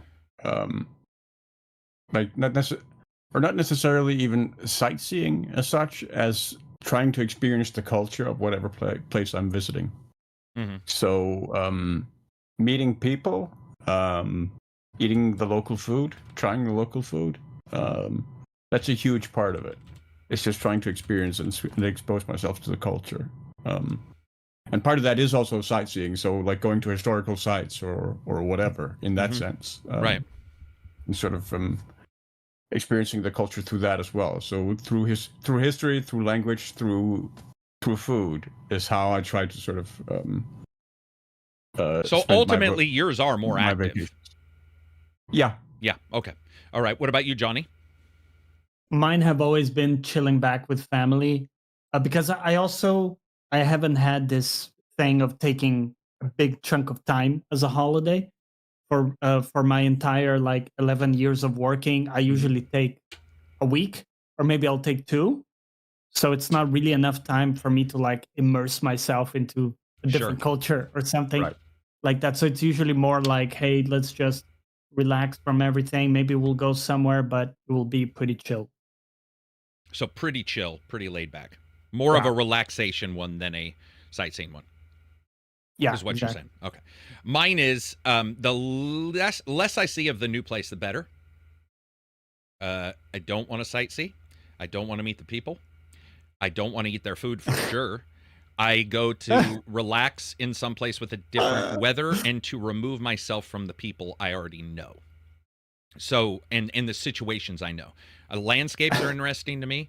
Landscapes far more than people. So if I went to the Grand Canyon, I would be highly excited. I love the idea of the Grand Canyon. I haven't got a chance to go. The ratio of people to cool sites. Ratio of people, yeah. And I mean, that all sounds like a joke. I mean, obviously you're saying hi to people and stuff, but I don't really go. If I went to go to visit the people, I'd probably go to a place where one of you guys were, if that makes sense. My vacation would be based around somebody who was also native there instead of having the idiosyncrasies of not. For example, even Reg did that. Reg took somebody with him to Japan. He didn't just go to Japan. Some people do that. Nothing wrong with it. In fact, that is quite skilled person. Not me. I would, yeah. And I mean, I would try some food, but it's not my drive. My drive would be to see the scenery mainly and to relax, closed off, and just refresh. Because I'm like Johnny. I don't get a chance to take. I think the longest vacation we ever took was a week when I went to Hawaii, and maybe that's why, but I fucking hated that place with a passion. I think that just burned out the desire to go for long. Yeah. I like to also, this sounds weird. I don't know about you guys. I love the trip, getting ready. I'm a getting ready fan. I'm definitely that person. Yes. When making plans, I love making plans. So like when you're getting together and you're like, do we have this? Do we have this? We're going here. We should go there. I love all that. But I do have a tendency that when I get there, people are quite confused if they travel with me because that stress goes away. So your enthusiasm drops. It doesn't. The enthusiasm doesn't. The trying to do everything goes away because to me it's the plan. So I get there and then I'm quite relaxed. And I've had friends go with me who were left confused. I have one friend in particular who went with me and he was like, are you mad? And I'm like, no, I'm not mad at all. I'm just relaxed. And he's like, well, I've never seen that. And I'm like, yeah, you probably will never see this. Like, this is me just saying, because they're like, what are we going to do today, Carrick? And I'm like, I fucking don't know. I don't know. I'm going to eat some eggs and sit at the table until you guys tell me to go somewhere. And they're like, whoa, I didn't know I was in control. And I'm like, you go for it. And they put together a great time. And I would love to see some natural locations. I would love to see Rushmore, weirdly enough. Like, it's not even really a place that you hear about anymore. I'd love to see the Statue of Liberty just because it's Statue of Liberty. I think that'd be cool. I'd love to go see Stonehenge. Big time would love to go see Stonehenge. Love to see Japan. Love to see, but those locations are what matter more to me than anything. Right. Good just question. To go back to go for the it. other question, what are some of your vacation memories then?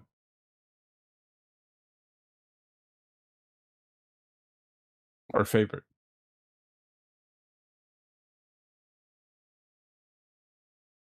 Like for me, I had a couple of years ago, I went to Italy with my best friend.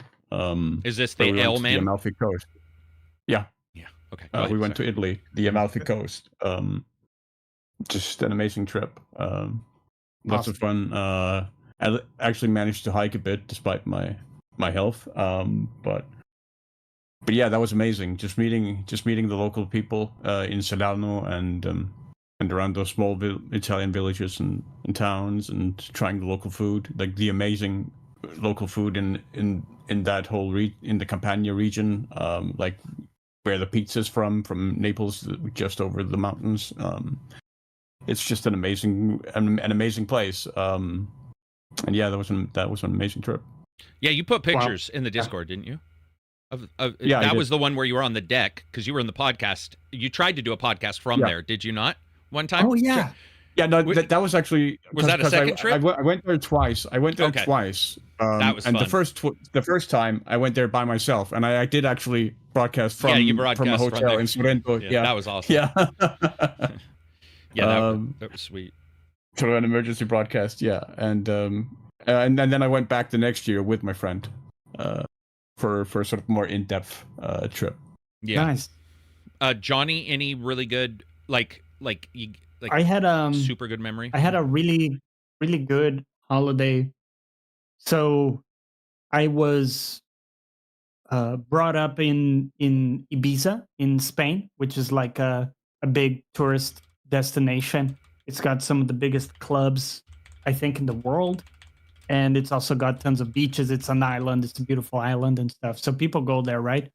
And since my teenage years, I was brought up there. And during university, like 4 or 5 friends came over, and we spent like a full 2 weeks together. So I received them in Ibiza. We rented a house where we like stayed, and I drove them everywhere too. And I was nervous because I was new to driving, right? So, But it was awesome. And we went to some clubs, but mostly we also went to like water parks, beaches, restaurants, hanging out together, cooking together. So lots of good times there. And probably my most like memorable thing, because it's also very outside of the ordinary compared to anything else I've done. Yeah, I've enjoyed them all. I don't really have a overly positive one that's above others. I do enjoy when I go. I mean, we've had weird shit happen, or like bad times happen during a big, one gets canceled or something like that. But overall, once I get there, yeah, they've all been really enjoyable. But I guess I don't get the super enjoyment. A lot of times it's just being there with friends or family, and you're doing something different, and whether it be sleeping in or whether it be going out and just seeing wherever you are and just seeing the location, those are always highly enjoyable for me. I don't get the excitement from vacations that other people do. I certainly know that from my family. My mom and dad do a lot of vacations. All my family does. My wife even likes vacations more than me, and she'll go on some with a family member. Like they'll go, she went to a couple different places with friends, and that's not really for me. But the locations are, like I said, there are a couple locations I would absolutely love to go to. But I can't think. We did a lot of hunting trips when I was young. Those were fun. Except you come back and you're so tired. That's the thing about vacation. Yeah. I'm usually not tired from normal vacations, but hunting vacations, they call them vacations, but it's really just indentured servitude for whoever is trying to bag an animal. Because they're trying to bag an animal, so you're carrying the stuff, and those were tiring sometimes, but very good. Good question, man. Thank you very much for that question. I have memories of a holiday when I was a kid. I must have been I think I was 10 or 11 or so, and I went on a plane by myself to the very, very northern reaches of Norway to Bodø, a fairly small mountain town there, where we had Arctic days. So 1 a.m. it was bright sunlight. Like if it's 12 a.m. outside, pretty much almost. Right. Yeah. Which was a little crazy. But I remember I was going up into the mountains and eating water from a glacier and or drinking water from a glacier and going out with my father in a rowboat on this huge mountain lake and fishing while camping and stuff. Also being pretty great. Yeah, those all sound good. I'll have them one day. Zaxby asks the next question. He says, now that Inzoi is officially out, what other uncontested game series would you guys like to see someone have a go at? What sort of changes would you guys like to see added to them? I would like to see, I'll tell you what's uncontested right now. And I think it's the only one that feels generally uncontested, and that's the It Takes Two guy. I feel that when you look at the split screen being offered, it's not even about him giving a game, because he's not really giving a game away. You can't play the game solo player. It sounds better from a PR standpoint to be like, and you get a free game, than stating you can't play this fucking game at all if you don't have somebody playing. But for the game style, they've just got better and better. They've just plainly got better and better. And his ability to focus in on one thing, which is two-player, and make you have to engage in every single situation two-player. There's only a couple other games that I've seen do that. I would love to see more. That would be mine. I know I'm in the minority, but for me, I finished Split Fiction over the past weekend with Lemon Streak, and I know I'm in the minority, but I didn't like it as much as A Way Out or It Takes Two. In the end, I still liked it, but I felt it was kind of a notch below. I had more control issues with Split Fiction. I felt more times where I got a little frustrated with the controls, where characters wouldn't do what I wanted them to do necessarily. I felt they didn't follow an input I gave. That came up intermittently, but regularly enough that it became enough of an annoyance that I started paying attention to it. In Split Fiction, where it hadn't to that same extent for the previous two. Okay, but there were a lot of sections of that game that were tremendous. Like especially the interweaving toward the end felt really, really cool how that was executed. But overall, I felt it didn't quite live up to the other two. But back to the question exactly: is there any other genre that you guys feel is uncontested? Is there any other section of space where maybe that company releases something and you feel like they're the only ones? I mean, not the only ones. There'll be an indie game somewhere, but you get my drift. Like, is there anything else? The really big one that comes up, I think, for most European gamers, even though we do have Konami's series of Pro. I'm not even sure what it's called these days, but what used to be Pro Evolution Soccer. But FIFA being the huge one, where there isn't a whole lot of competition in that sports game space against EA. But I mean, now you have 2K as well, going into other sports series, so like NBA and stuff, and pushing back there. But that's definitely a space where there's room for competition, I think. Yeah, I agree with that for sure. Johnny, what about you? I can't really think of anything like that. Those are such good examples of like unchallenged. Because you could say like, hey, Elden Ring is unchallenged, but not really, because we have so many games that are similar enough, even though you can't compare them maybe in scope or whatever. Mm-hmm. Yeah. I mean, the market share FIFA alone has in Europe is just staggering. Just staggering. Yeah, sports in particular, because usually only one company wants to pay for the rights, or they get the rights for those names and they're locked to them. So it's not only just can't do it, it's that if you tried, your output would be dramatically different because of all the deals in place. Next, we'll skip this one for a second. It's about Tencent. We'll get to that in a second. Hi ACG, do you think there's a market for games that are set and made by people from countries and places like Chile, Namibia, Pakistan, etc., or where the industry remained fairly geographically static? I think now's the time to make those. I feel like we're now getting games. We've got South African games. We've got games. I mean, Argentina. When I first started, there was a game from a small fucking town in like Italy somewhere. I think Indy in particular is a place. From Taiwan as well, and Malaysia, China.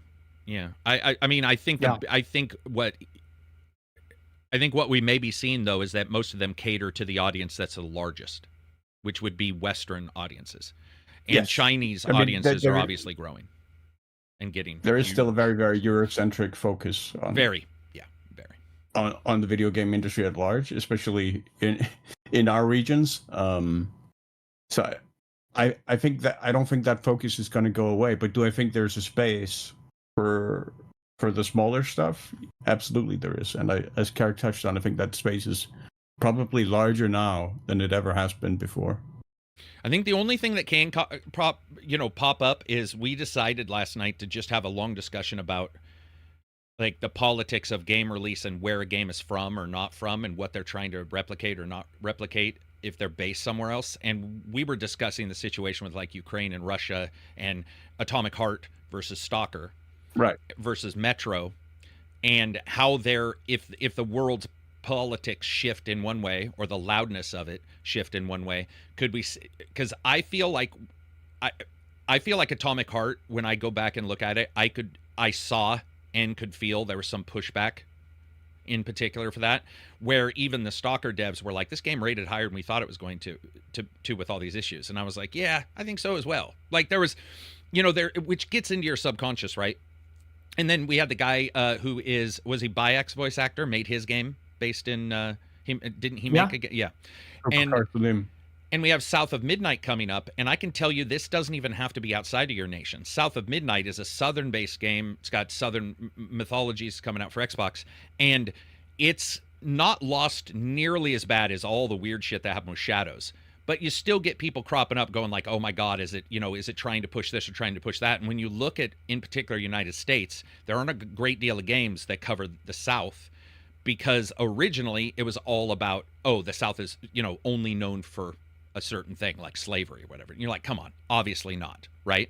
But I think subconsciously people were worried about, like what front face you were putting on. Now we have a person who lived there, who wrote stories while they were a kid there and decided to put those stories into a game, and they'll probably get some pushback too. So there's pushback on everything, but I think the pushback is losing out to buyers. I mean, looking at just Shadows, I got to tell you guys, I was surprised to see, like, let's say very positive on Steam for Shadows. I just thought that was going to be the quagmire of absolutely diseased feedback we've had for years. And it went oddly not what I was expecting. So it just depends. But I think like Dragon Age all over again. Yeah. And I think right now I think right now is a pretty good time. You're still going to get some pushback, but I think the options are there for people to make games from anywhere for anywhere. But whatever you make, you have to be aware of the repercussions. If you make for a small group, if you made a story about Yachats, Oregon, be prepared that maybe just the people in Yachats, Oregon are going to buy it, and that's like 2,000. I mean, we got that game from the native community in Alaska, right? We got with their mythology. Yeah, I played that with the Arctic Fox. I forget the name of it. Dude, so do I. Like games like that, right? Kona? Are you talking about Kona? Or is that the other one? No, it wasn't Kona. Okay, because Kona is also based Kona. there. Okay, gotcha. Different one. It was the one with the little girl and an Arctic Fox. Oh, an Arctic Fox. Yeah, I don't remember the name I just forget the name of it. Yeah, but you're right. Northern Berserker, $2.79 super chat. Love Shadows exploring is zen and addictive. Yeah, people seem to be absolutely loving that game and just exploring around. I always love to hear people actually enjoying something. Jay Reaper came back to the finals this season and it still feels great with a lot of newer content. What makes a great multiplayer PvP or PvE game? Hey, that's hard. Yeah, and those are two different. They are vastly different, right? PvE. Yeah, they are. But I mean, arguably the most important element of both of those that sort of combines them together is the social one, right? The need to I don't know. I don't know because I feel like PvP may not hinge at all on social, because unless you call it antisocial, right? You know what I mean? Because like PvP, yeah, maybe because just to I don't know. Throw an example here. The way I play League of Legends is almost like it's a single player game, but I'm playing against other people. Okay. I'm not communicating. I'm not trying to make friends. I'm also not being a dick. Of course, I'm just not like looking to socialize at all in there. That's not an aspect. I'm just purely focused on my gameplay. Is it also okay? For a lot of, I'm sorry. Continue, by all means. No, just wrapping up. I think that's the case for a lot of people who want to just focus on their gameplay and not make it like a team thing or a social. I just want to add that I do think that's an impossible question. What I mean by that is I've seen PvP and PvE games with great gameplay not do well because marketing or whatever. And I've seen games that don't play the greatest do stunningly well, or don't do the story, like Final Fantasy at first, the Final Fantasy Online. Who knows? I mean, it's a perfect storm. Is there money available? Do you do something different, or do you do the same thing but better? Do you capture the zeitgeist? I don't think there's any one thing that makes it really good, other than I would say, no, I can't even say that, because yeah, man, what makes a good PvE or PvP game? I think it's a real personal question that is almost more about what makes a game feel good to you versus how do you make a good one. Does that make sense? So if you turn it over to what makes a PvP or PvE game good to you, that's pretty easy to answer, because we all have our experience. But what makes one great? And it's tough too, because you would have to separate. Is it fun because you're playing with your friends? I know you always bring this up. Better with friends. Like almost anything can be fun with the right group of people. Or is the game standing on its own legs and the moment to moment is enjoyable to the point where you would play it even without your friends? Yeah. But I think that's maybe, to me, what it comes down to is the moment to moment. Are the gameplay loops fun and good to repeat?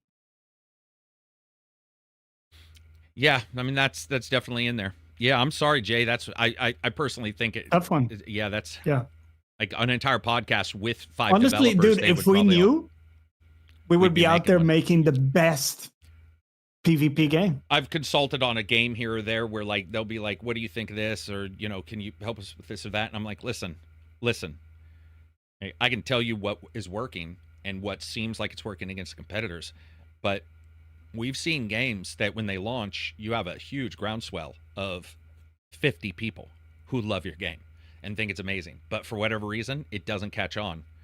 And it may be a great game. We've all played those where you're like, oh my God, this is a great game. No one's playing it. It's just, sometimes it's impossible, man.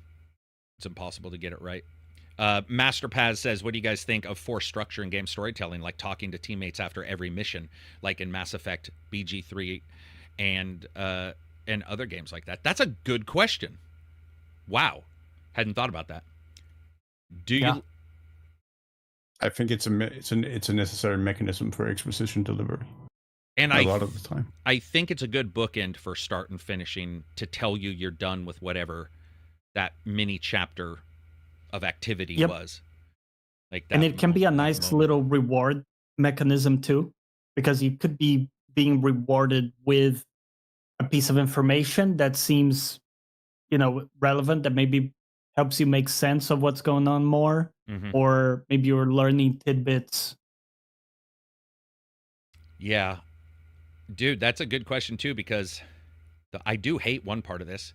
I hate when I've done a mission and they're like, you should go tell Johnny P. Kublahay, and you look on your map and you realize it's going to take an hour to get back to that guy. And then you don't, and you do other missions, and by the time you get back to him, he's responding as if you just got done to the mission.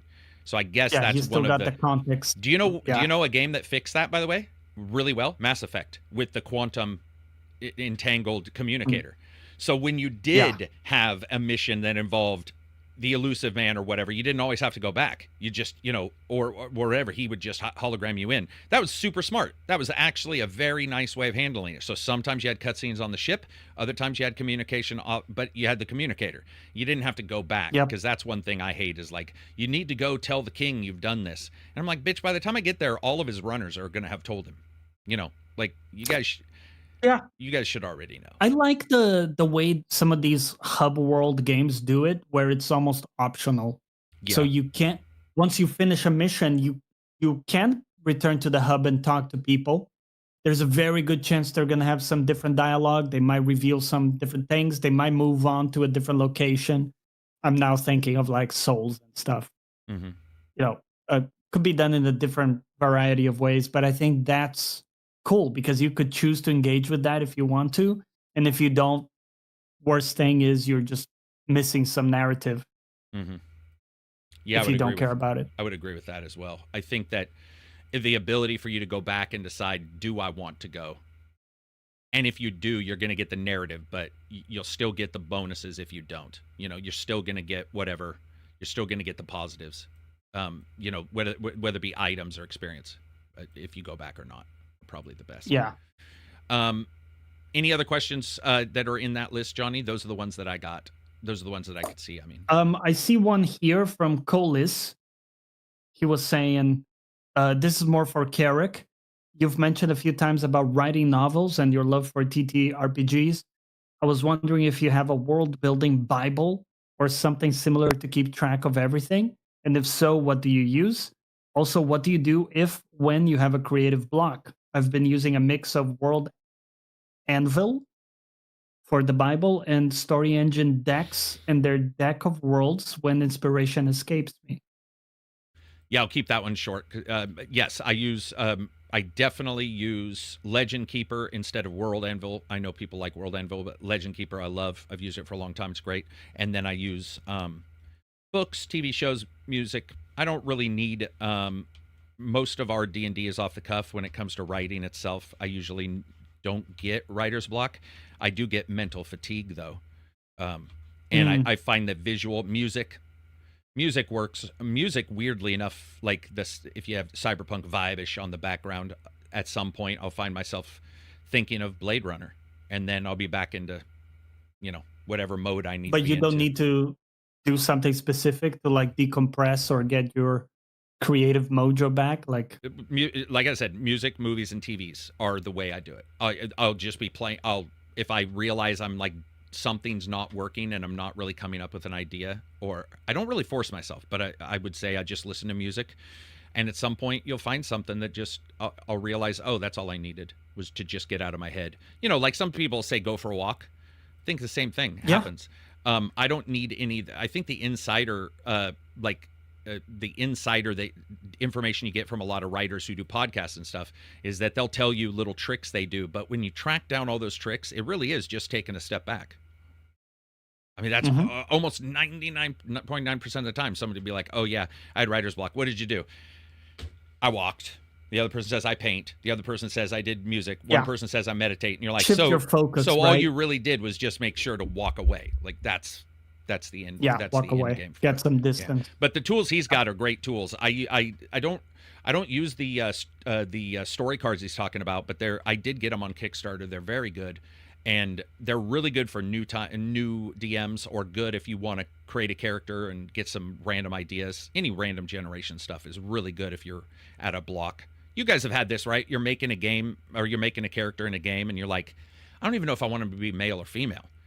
Sometimes a random generator or flip a quarter can help. Where you're like, you know what? I don't know what I want to be. I'm going to make a promise to myself that whatever comes up, I'm going to do.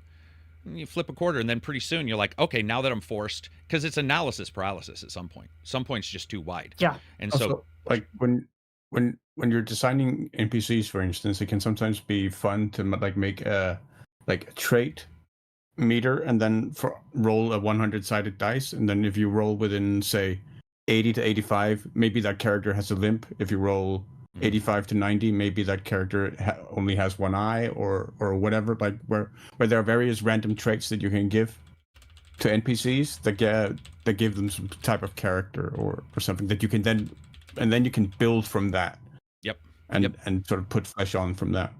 Yeah, I love to be surprised as a writer or a DM too. Surprise is great, and it's lesser experience than I would like. So any kind of surprise with a random roll can help.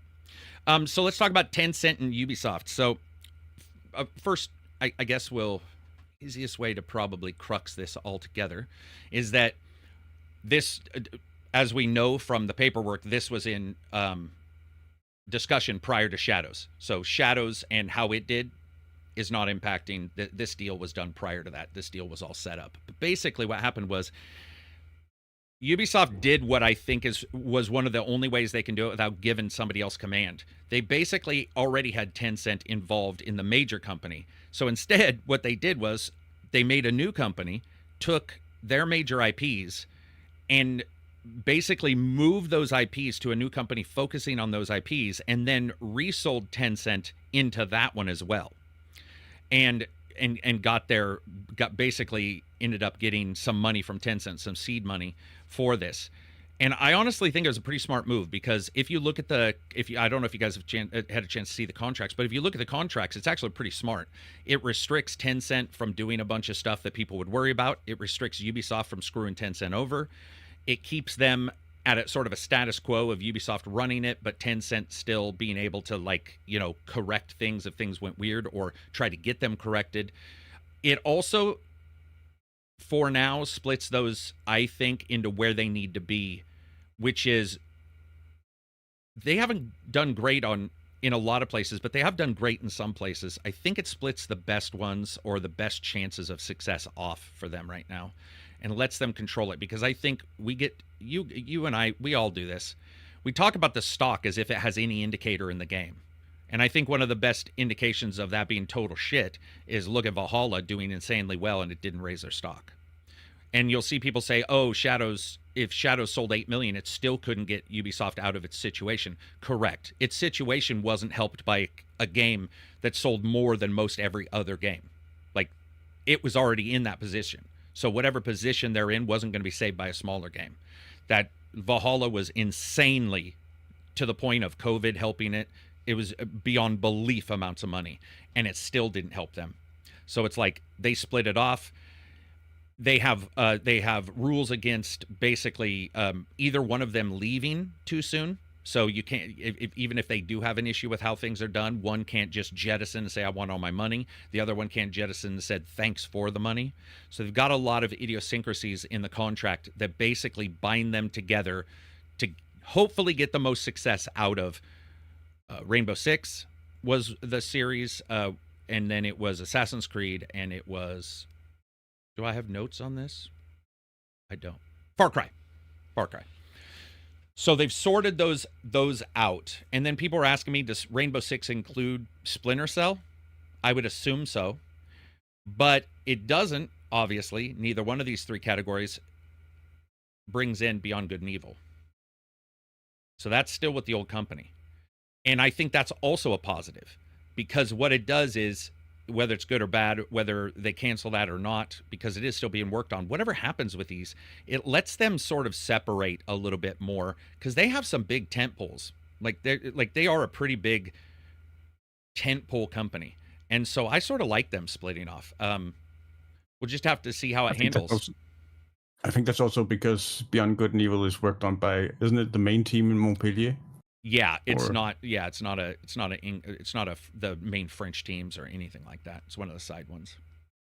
Oh, okay. I mean, it's still a main one, but it's not one of the ones we hear about with these. It's like separating these from that in a way.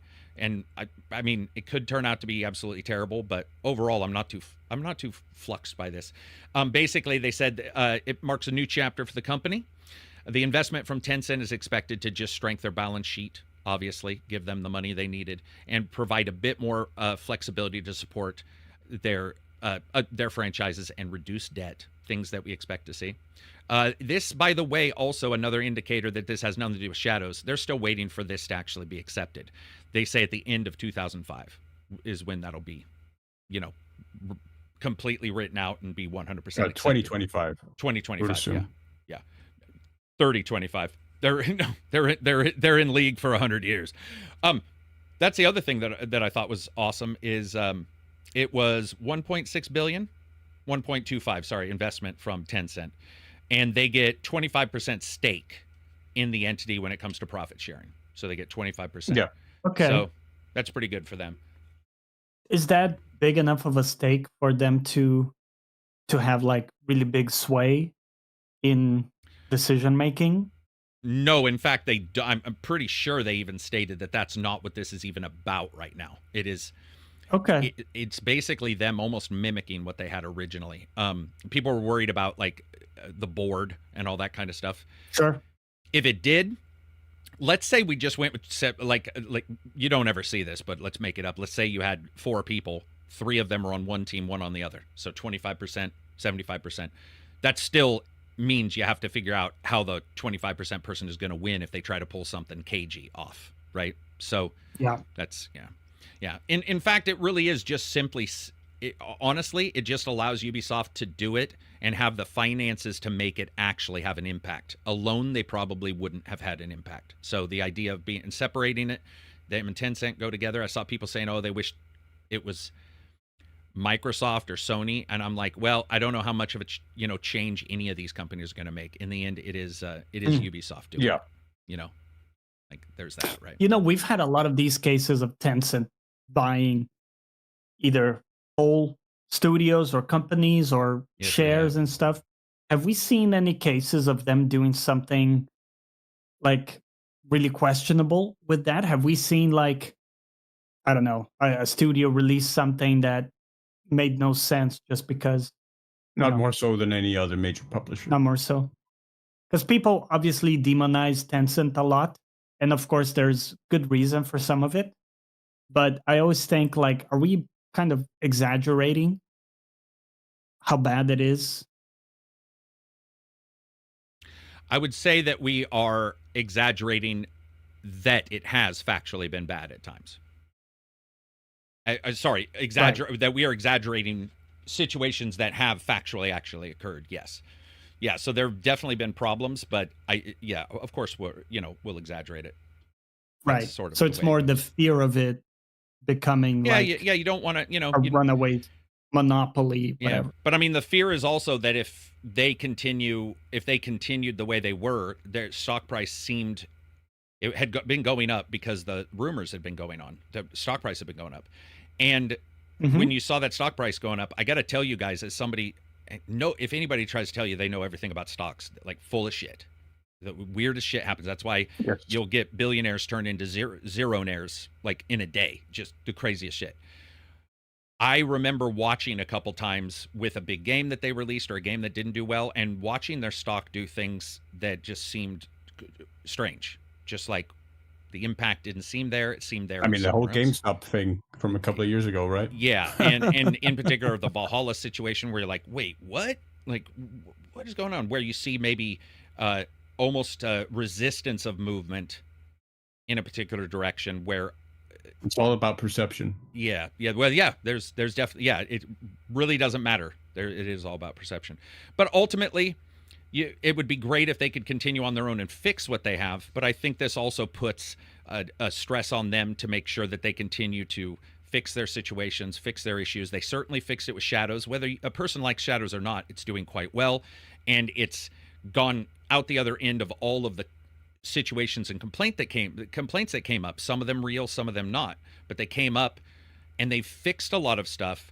And then now they need to decide, for example, on Assassin's Creed, where do we go? This is the one issue I do have. I would say 2 of their game titles in this new group, where are they going is the biggest question, which is a little scary. Far Cry, we've heard the weird stories about it being like a 48-hour real-time timer. You have to save some family members, and then that's the new Far Cry, which I think a lot of people are like, whoa, that's not exactly what I wanted from I mean, I'll check it out, but forced timers seems almost exactly opposite of what we want. And then you have Shadows, where even in the same review, I heard people saying there are no switches whatsoever to this game, and then 2 minutes later say, the switches in this game that are massive completely I mean, I'm not lying, that happened in multiple reviews where they were talking about the same thing. No changes at all happened in stealth or combat. The changes in stealth and combat, and I'm like, is that ChatGPT? Like, that's insane. Like, what, like, or was that just a weird big mess up in how it was delivered? But they have a problem of where they're going with Assassin's Creed as well, and they want Assassin's Creed to be huge, and I think we do too. But you're fighting aged gamers that, like, they say, we've been playing this for years, and I'm like, true, but newcomers seem to, I mean, at least a lot of people seem to be really liking some of these. So it's like, do I go play something else? You know, me. Like, if they changed Assassin's Creed again to something that I wasn't going to enjoy at all, is that me? You know, do I just have to say, I wish, and then I move? And I think that's sort of the truth with gaming, and I think it always has been. That you just, I also have to say, one of the things I actually appreciate the most about Shadows is the same thing I appreciated the most about the original Assassin's Creed Shadows. Assassin's Creed rather. It's just exploring historical locations, seeing an artistic rendition of what historical Kyoto looked like at the end of the Sengoku period, or may have looked like. What this interpretation of Kyoto looked like, and getting the chance to explore that and see that in a physical space. That's exciting in the same way that exploring 14th century, a vision of 14th century Venice was in Assassin's Creed 2. Or Accra in the original Assassin's Creed, or Jerusalem. I think that element is still as strong with the series in Shadows as it has ever been for me. I just want to say to those people like pushing back on Assassin's Creed having moved too far from its roots, as it were, because that is an element that I felt was missing with some of the more recent Assassin's Creed games, but it's very much back in Shadows for me. Yeah. I mean, to me, honestly, it felt like they were at a no-win situation with what was going on, like just sitting there consistently watching their stock. And I don't think the normal gamer should worry about stock at all, because if they buy a game and it's good, that's it. It's good. That's your lot in time. That's your time slice in time. You don't need to worry about the stock of a company if you're buying a single player game. You know, it's just like, it's a different thing. It's a different beast. And we talk about it because, frankly, you know, when people are not covering games, they need to make videos about stuff. And so we get, including normal gamers, start going, hey, I could jump in front of the thing. And you start talking about stocks, and it's interesting stuff for sure. I think they were in dire straits with how they were. So I think this is actually a pretty good switch for them. And it removes them from being directly impacted as often as the main situation was, where it just felt like every discussion was about this. And now it's like, okay, well, at least for these, it'll be over here in a new discussion with its own caveats, and I'm fine with that. Hopefully it leaves them less vulnerable, right? Yeah, because, dude, they've been vulnerable forever. I mean, remember when you and I were always bitching about Vivendi back in the day? Like, this has happened. Yeah. This has been... The Vivendi buyout, yeah. Dude, if there's any company out there that we can pretend they're worthless, that apparently no other company thinks they're worthless, it's Ubisoft, because everybody wants them. So it's like, regardless of any thoughts I may have, I'm just sitting back going, when we started the podcast, we were talking about Vivendi doing all this shit and the huge, massive takeover, blah, blah, blah, blah, blah, blah, blah, blah. They've just consistently been, even, and by the way, that was during some of their heyday times. And that was a hostile takeover. That was a hostile takeover. Yeah. But I also don't have any rose-tinted glasses either. I look at the new games, I'll look at the old games, I'll see people, I like a lot of their games, but I'll see somebody drop an old game and be like, oh, this is the best game ever. And I'm like, yeah. For me, I don't know if that matters. I don't have any sort of nostalgic feelings for Ubisoft any longer. There's been too much mismanagement. For me, it's more wanting to protect people's jobs, really, at that company, and wanting it to succeed in that way for that reason, and wanting the culture there to improve. That's been so problematic over the years, and hopefully this will be a step toward that. Yeah, it is very odd, isn't it? I don't know, but hopefully it'll certainly help protect more jobs, because we've already seen so many layoffs at this point throughout the industry that hitting Ubisoft in particular will be devastating. Yeah, and it's pretty crazy because when you look at obviously these things sell insanely well. You do get the ones that don't. Avatar, for instance, I actually thought was a very solid game. Greatest game? Yeah, no. I love that. I think it was released late too. Would have been great if it had been released at the time.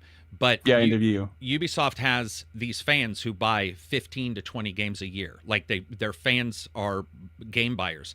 But they also, I think, are some of the most expectant gamers too. And they all expect something different. Like you get 6 of us in a room and one of you guys will say, I'm getting this game and it better do this. And I'll see somebody else say, get the game and say it better do this. And I'll be like, dude, that game possibly can't in reality do what you both just said. And what's weird is we were in a conversation where like 4 people all had different ideas on exactly what a game was supposed to do. And I was like, are you guys listening to each other? Because you do realize that it will be physically impossible for that game that is coming for it to do.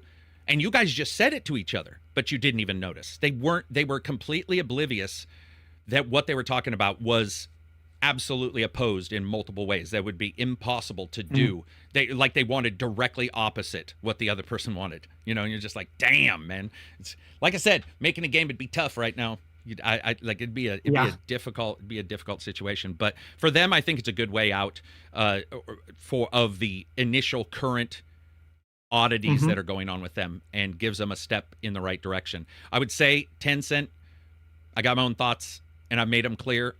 I definitely don't like them, but if I have a choice between, let's say, Ubisoft just going out of business, all those people losing their jobs, stopping all those games. I'll have people say, oh, I didn't like the last Assassin's Creed, I hope they go bankrupt. And you'd be like, whoa, really? What? Like, what does that even mean? I mean, that is so weird. That'd be like me saying I didn't like the last Chevy, I hope they go bankrupt. Like, what the fuck? Like, it makes no sense. Like, you sound like a fucking idiot. Yeah. So, when it comes down to it, it removes a bit of that. It puts them separate. Now you can hate either group, but at least one of the groups that has the games that are their tent poles have a slightly better chance of being less impacted by all this other stuff. And then, of course, you have what Silver is talking about, which is real, which is leadership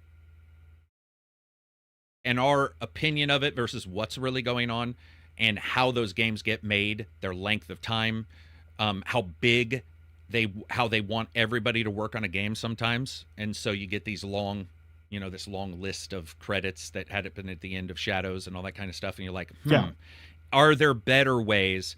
Because I support Ubisoft. They have Scalar, for instance. One of the greatest programming things I think I've seen in years. Like, if you track what Scalar is at Ubisoft, that is fucking phenomenal. Like, that is a awesome idea. However, maybe because you have the tool doesn't mean you need it on your tool belt for every single thing. Like, if you're going swimming, do you need the hammer? Maybe not. And so sometimes maybe with these games, maybe there's another way to do it. And it seems like they're doing that. Hex is a shorter game. The Aztec is shorter game. They're both of those games. Well, and the third one, I can't remember where the third one's based, but those are going to be those bite-sized Mirage style games. I think Mirage is sad, because Mirage was the game where they're like, okay, hey, man, we're going to have this thing where we can say we've got a game that plays a little bit like the older style. And I don't think Mirage did very well. I saw some news that in the first couple days it seemed to do well. But then I feel like in the back of my head, we read one of their financial reports and said it underperformed by a good amount. It didn't review the greatest either. I think it was sort of middling reviews. Yeah, middling. Yeah, they were middling to some were good, some were middling. There was right Yeah. around middling to good.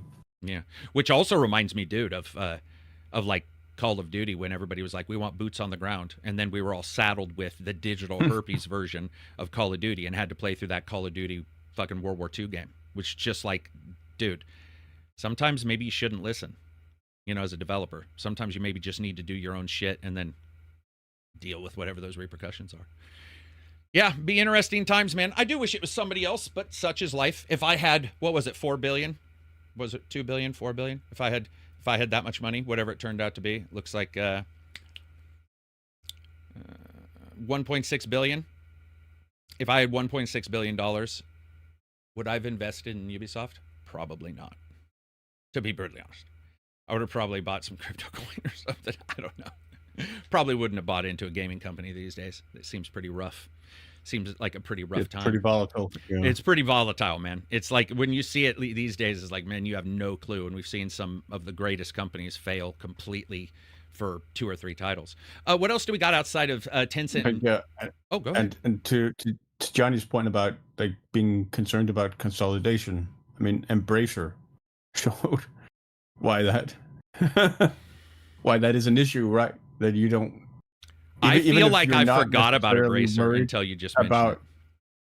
Even if you're not necessarily worried about a monopoly for like in terms of like market share power that it could represent, like what it could represent if that goes downhill for the franchises that it manages, is then all the more disastrous. And I mean, and before Embracer, we had EA buying up all these properties and then doing absolutely nothing with it, right? Going back to buying Origin back in the day, like as a game studio, and then basically just saddling all its back catalog of franchises, doing nothing with it. Dude, and I will absolutely like take the heat, but I hated Embracer at the starting. And then the more I read about him and what he was planning to do and some of his ideas and his idea to return AA to true AA, which means not 100 million for a AA game, but like 10 to 20 million. And then Darksiders Genesis came out. And I was like, oh, if that's what we're talking about, I sort of get where this plan could go. And it got so big. And then when you realize it was all basically funded on one single future perspective that didn't work out. And when that didn't work out, yeah, it crumbled everything.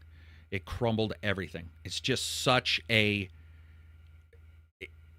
I mean, and we just lost everybody. It was at the wrong time. And it was the fact that all of that was wrapped around one person making the deal. And I don't mean Lars. I mean the Saudi company that they were doing the deal with. Yeah. And I don't even see a negative there. He made a business decision, decided maybe he saw before others. He looked at someone, was like, hey, we're gonna see a pullback here that I don't want to be involved in right now. Or maybe there's a better deal. I don't know. But yeah, Embracer had so much stuff, dude. So much stuff. And luckily, we've seen some companies buy themselves into a better spot. We've seen a couple of their companies who are like, we now own ourselves. Like they were able to get deals and become their own entities, but some just disappeared, which, yeah, and those IPs will probably be stuck in IP hell. Not like no one lives forever, IP hell. I mean, it's not crazy, but it'll still be an IP hell. Yeah, it's a weird time to be in games, man. Like this level of success and stuff. On the other hand, there's always hope. I mean, they brought Blade Runner back from IP hell. They brought Alpha Protocol back from IP hell. So, did you say Alpha Protocol? Yeah, it released on GOG again. Back on storefronts. Okay, sorry. Okay.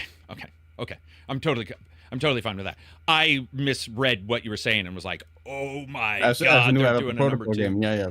But that certainly opened the door for that down the line, because it being back on storefronts means maybe there is a window there. Yeah, maybe so. Yeah, so it'll be good to see. I'm happy for them. Happy all those guys get to continue having their jobs, because it's like I can hate whatever it is about a company or whatever. I don't want them to lose their job. I can always choose to not buy their games. I'm an adult. Eternal says, it'd help if conglomerates would stop treating these otherwise successful indie companies like their expendable assets. By all means, do partnerships to help them cross the finish line. would be true, but technically they would be an expendable asset. I mean, that is quite literally what they are. Like That's unfortunately the nature of the business. Yeah, it's nature of the business. Yeah, it's nature of. I mean, at some Capitalism. point, cost well, money. I mean, even normal people, if you let your friend borrow, it's like at what point does that go into a business relationship versus a friendship relationship? It's like it's not hard to do with your own friends, let alone in a business. So yeah, that is what it is. It would actually just be better if we had more outs for the indie. Well, it's not even indie. I don't like the whole indies are perfect baby savers. But if you look at like the way these guys do their businesses, it would be great if there was more of a way for fairness on both sides. Like, yeah, I'm getting money from you, but that also doesn't mean I'm completely destitute if it doesn't work out or something, but I don't know if you can really do that, right? Yeah, some boundaries. Eternal says, yeah, but it doesn't have to be. No, it doesn't have to be. You could, I mean, if you live in a utopia, it doesn't have to be, but we don't. It does have to be in the current world we live in, unfortunately. What else do we got? We got Ubisoft, we got Tencent, Switch 2 we've covered. Looking at the news Didn't here. the Switch 2 have a weird C button? I think I saw that mentioned somewhere. Yeah, because one of the watchers in here kept telling us he knew exactly what the C button was on. Yeah. Right. Do you mean a set? C. Some people thought it was a C button, and we had a watcher in here say that it was a computer, that it stood for connecting it to the computer. Yeah, we had him in our chat all the time saying, hey, my uncle works at Nintendo, and that's, I'm telling you, enough uncles work at Nintendo. It's just the uncle division. But at some point, they were like, "Oh yeah, for sure, this is the thing." The set button takes me back to the GameCube. That's why I'm asking. What'd you do on the GameCube? On the back. It had a set button on the back. But I mean, what did it do? What did set do? It had control for, like, key mapping functionality in the games for the GameCube. Oh, okay. It didn't have a specific function. It just had the same mapping functionality that other buttons on the gamepad did, like the triggers. It was basically another trigger button. Powder Cake says most, if not all, of your favorite studio devs are owned by somebody else. Bud says AAA, only a shill would call it that. Hope you're not calling me a shill, because I think 80% of Ubisoft games I haven't liked, so that'd be a horrendous shill.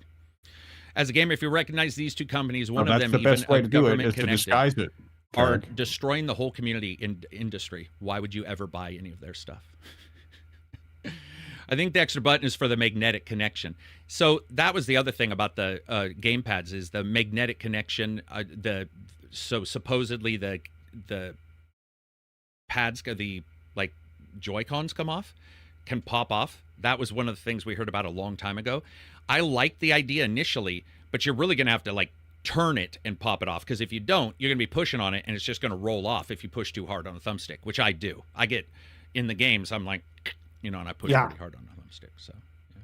Unless it's the Earth's strongest magnet. Max is asking Silver a question. I remember playing Total War Shogun and Rome younger. I think it means when I was younger. I really want to jump back into those games with Warhammer 3, but damn, it seems so daunting to start. Any tips?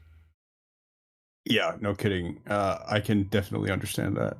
I mean, at this point, it's hard to give tips. I mean, I think your best bet is just to go into Warhammer 3 starting with one of the main starting factions. Go with a faction like Cathay. Cathay is not that difficult. It has pretty decent roster.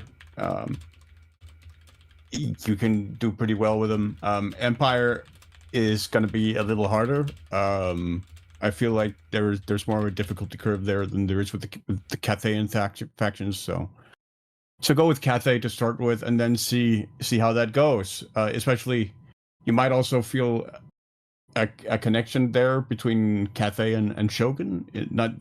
Cathay is more Chinese than Japanese, but you have similar troops with spearmen and whatnot. They're just not Ashigaru troops. But yeah, go with Cathay for your first campaign. I would say, and then see how how that works out for you. Yeah. But I think too, Silver, makes sense to stick to one faction. Yeah. Yes. I mean, pick one you like, obviously. Exactly. Go with one Yeah. faction. Stick with. No, sorry. Go on. Go with one faction. Stick with that. Because I mean, at this point, we're over 100 legendary lords in the game. 100 different start locations. If you have all the content for the game. Which, I mean, that's another portion, is what content to get and what not to get. What's worth getting for you, what isn't. That's a whole nother conversation. But fundamentally, go with the core Warhammer 3 experience to sort of dip your toes in and see how the game differs from Shogun for you, whether it's for you, and start with Cathay as your starting faction, I would say. Probably Jiao Ming is probably the easier out of the three Cathayan Lords, but the third Cathayan Lord is a DLC, so there are only two in the core experience. Yeah, those are both obviously not Age of Wonders, but I would say also, if you want to get into those kind of games, those world, what do you call them? What do we call those? Ruler builders, ruler-led builder games? Yeah, world builders. Someone actually mentioned Total War is one of the franchises that don't get any competition, and it's true, because Creative Assembly has sort of built a monopoly. Yeah. Where they're the only ones that offer a game that does what Total War does, which is sort of the melding of sort of the paradox sort of style overview, management, empire management, and then the real-time strategy battles, tactical battles that the game offers. That hasn't really been matched by anyone else. Like there was a very, very brief game called God damn, I forget what it was called, but it was a Warhammer Fantasy. It was actually a Warhammer Fantasy game before Creative Assembly made Total War Warhammer. That was kind of similar, but that's the only one we've seen in that space. Yeah. Pin Hero says grand strategy. Is grand strategy sound like the correct term for those? I guess. Yeah, they are often coined that, but I feel like that's sort of that's such a vague term. Yeah. That it encompasses so much. Big strategy. Yeah, but it is frequently called grand strategy. Yeah. Yeah. I mean, Warhammer 2 I got into because we're on 3, right? Yes. Okay, so yeah, I like it just didn't grab me for whatever reason, but it is crazy to see like just how fucking many, like just how many things there are released for that. It's just absolutely nuts. When did that game come out? When did 3 come out? That was 2021, I think. 2021, I think. So 4 years ago now.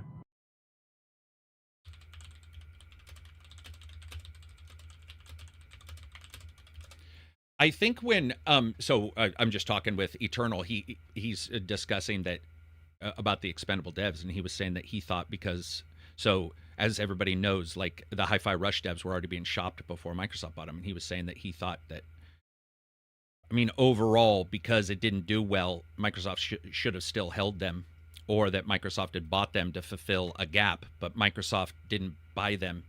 They bought the overarching company. I think that's one of the things that people are forgetting is that if I buy your house and you have a house that you say your furniture's included, and then I get the furniture and I'm like, but I did buy all the furniture as well. And so it's a weird discussion because I do get it. I do get where people are coming from when they're like, and I think it goes towards Silver's point about Embracer Group in particular, when it's very hard to even know where some small company is if there's 5 companies above them.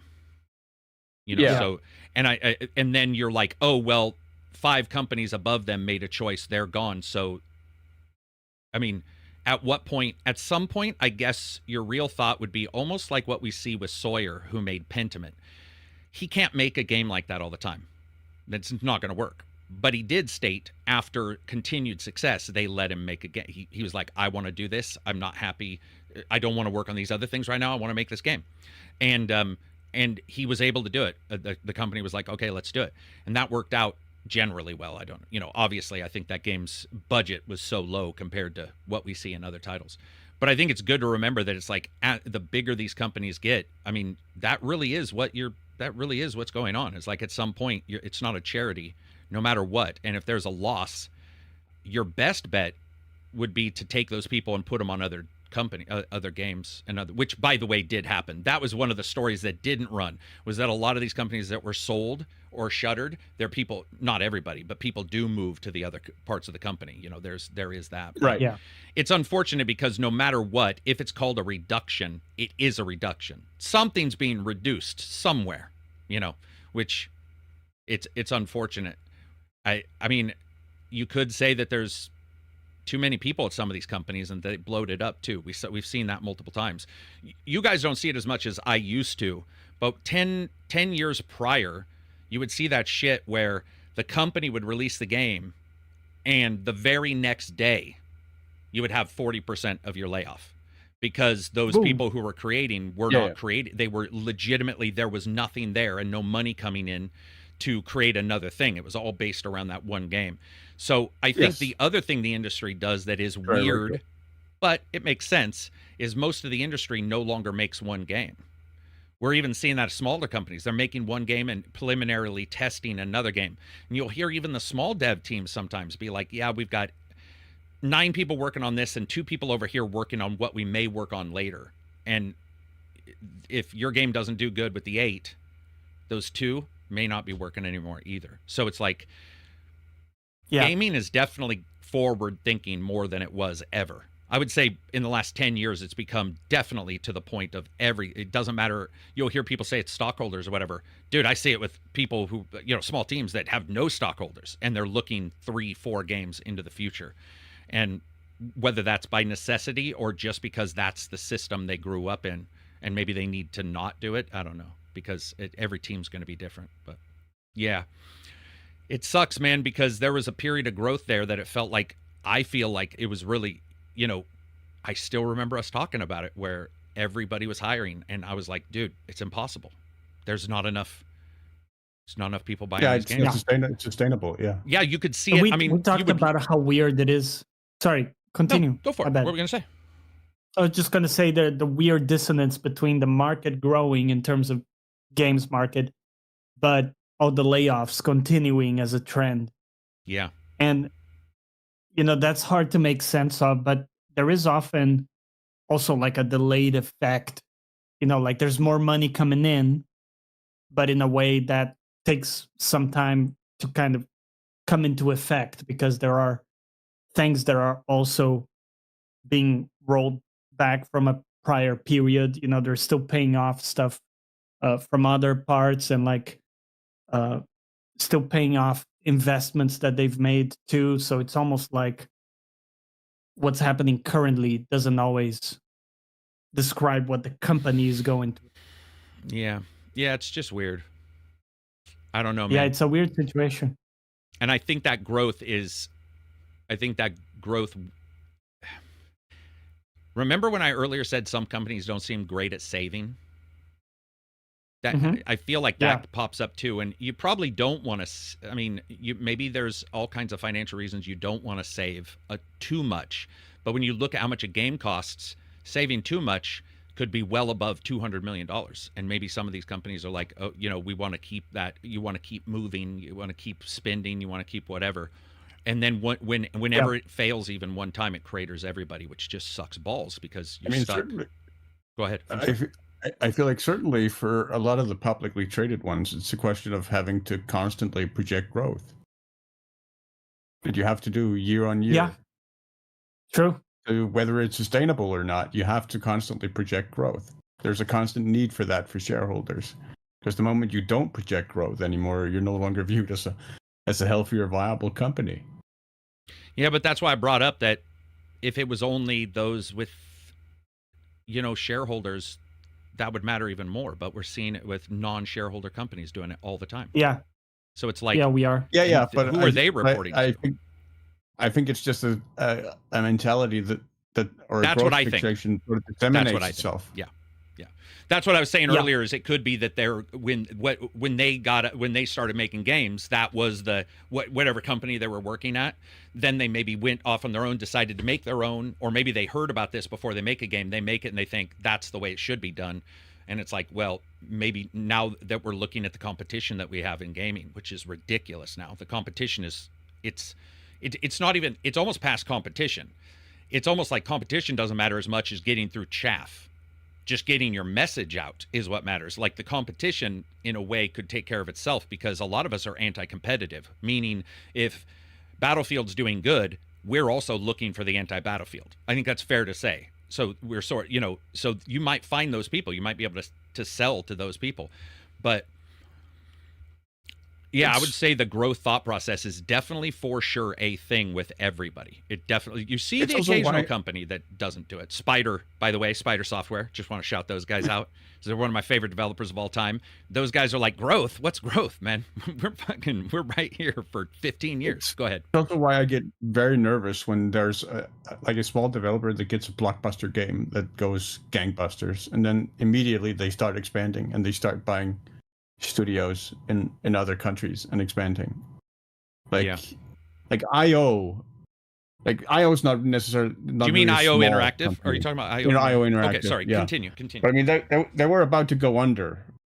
They were close to going under when they sort of remade Hitman, and then the Hitman remakes 1, 2, 3, or reboots rather, became really successful. And at the end of Hitman 3, they were able to expand into other studios in Europe, and I think over in the US as well. And that actually made me really anxious for them. I think it sort of opens them to a vulnerability there, potentially, if James Bond doesn't pan out for them in the same way. Well, that's a good point, because James Bond is going to be a hard get.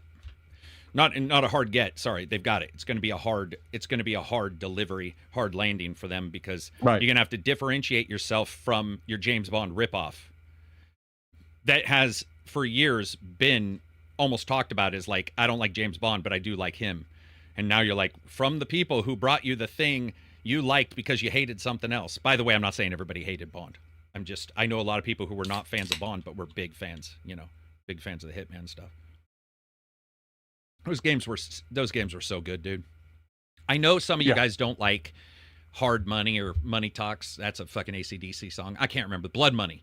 Some of you guys didn't like Blood Money, but I liked all of them somewhat. I liked all the Hitman people somewhat. didn't like was Absolution. I think most people loved Blood Money. Okay, opposite. There we go. Yeah, Absolution. What was it? So, do you remember the review? You don't even have to look. Yeah, Absolution was the one that basically was kind of like a grindhouse film. It had the nuns with the tight leather outfits and whatnot, the killer nuns squad, like 12 nuns in very skin tight leather, with machine guns. They should have led with that in the shootout. They did lead with that, in fact. That was a huge trailer, very, very sexualized. I see. For them, which also landed them in hot water as well. But it was very much sort of a Robert Rodriguez, Quentin Tarantino style, the grindhouse style they went with for Absolution that really didn't land with a lot of people. Because it was very different, like in tone, or something? It was very different. It was also a lot more linear story focused. There was very much a story thread that ran through Absolution, and it was very much sort of level progression in a way that you didn't necessarily see with the other Hitman games. I just don't remember it for some reason. I don't remember I mean, I do when I see it, but I don't. It's hard to grasp that memory. How many years? They also 15. Implemented the mark and execute system from Splinter Cell Conviction and Splinter Cell Blacklist. Basically made it into Absolution as well, where you basically mark enemies and then you use the special abilities to just instantly kill the enemies. I was just going to say, SBZ was saying something that is totally right, and expect to see it. I don't know why people are stunned weirdly, magically now, because it's been happening for years, but people were talking about when companies say players versus buyers, versus copies purchases or whatever. And It's odd to me because, especially when you have any titles that are sold across multiple stores, it can take days to get your total store numbers. But what you can see is your server numbers. People who are online playing, you can look. And so Ubisoft was like 1 million, 2 million, 3 million, and they were saying players, and they weren't saying buyers. But then the company, the trackers came out and said buyers, which were high, including like Steam was higher than I actually expected because they're not always on Steam. And the idea that people won't click the Ubisoft launcher, maybe Silver has some issues with it, I've heard for sure but if you're already ingrained in that thing and you play points and you played Assassin's Creed and you're like, you know what, I got some points, I'm gonna spend them, blah blah blah, it's not too surprising. Then we see the numbers released and you hear about the PlayStation stuff and you're like, oh, okay, so it did do insanely good sales too. I think there's also the subscription service, internal subscription service for Ubisoft. I'm just talking about the sales thing. So we see good sales, but what we first saw initially were people are like, it's all, nobody's bought it, 0 purchases, it's all UB. And what was making me laugh about that was I was like, do you guys think they haven't taken that into account? Dude, if they get you in there and they want you to play or buy something in that system for a particular reason, do things within that system for a particular reason, they have their completely different curve that they're tracking financials in that system too. It's not like it magically means 0. It is so odd to me when you'll hear people like that and they're like, oh, well, that means this, as if that means 0. It doesn't. It does mean less when it comes to the finances directly coming from the retail sector or the digital online store sector. But this is one of the reasons why you continually hear people say something like Game Pass is unsustainable. And at some point in the heat death of the universe, it is. Like, you will be proven right in 20 to 30 years if the entire system changes. But we've continually seen their numbers, and you're like, okay, it's working for them. That is working for them. Regardless of what we want to say, it's like, at some point, you just have to sit back and be like, these companies, they're selling in whatever way they want to sell. There's obviously, they don't pay to Steam. I'm sure they don't want to sell a game on Steam if they can do it, because Steam takes 30% right away. They don't want to sell on Steam. They would rather have that purchase. If you have the difference, you would certainly want. If you can't sell on your own, you would want to sell on Steam. But otherwise, you sell on that. And then they came forward and were like, there were more sales than and people than Odyssey. And then the very next thing is, everybody was like, well, it didn't do Valhalla numbers. And you're like, no, it didn't. It's not going to. I don't do Valhalla numbers anymore. Like, I don't know how people can't understand COVID. The reason why I was on Twitter the entire year of COVID telling people, if you want to make a YouTube channel, there will never in history, unless we have another experience like this, be a situation that is so ample for you as a person to grow if you have a channel or whatever than right now. Because at that time, something had happened that was just nothing like anything else we had experienced, which the numbers for Valhalla met out quite easily. I mean, many games met out. You could see it and go, yep, that's why that one did this particular thing. But overall, I mean, I don't know, man. It's like the subscription service thing. I think the thing to note with that, I think, is it's very easy for me to imagine that being an easier gateway into the microtransactions that they implement into their games, because I think a lot of the people who run that subscription probably run it annually or like full on month to month. Right. And so when they go into a new Ubisoft game, they'll probably have the mentality. I see them as having likely to have the mentality of, oh, I haven't really spent any money on this, even though they are paying the subscription.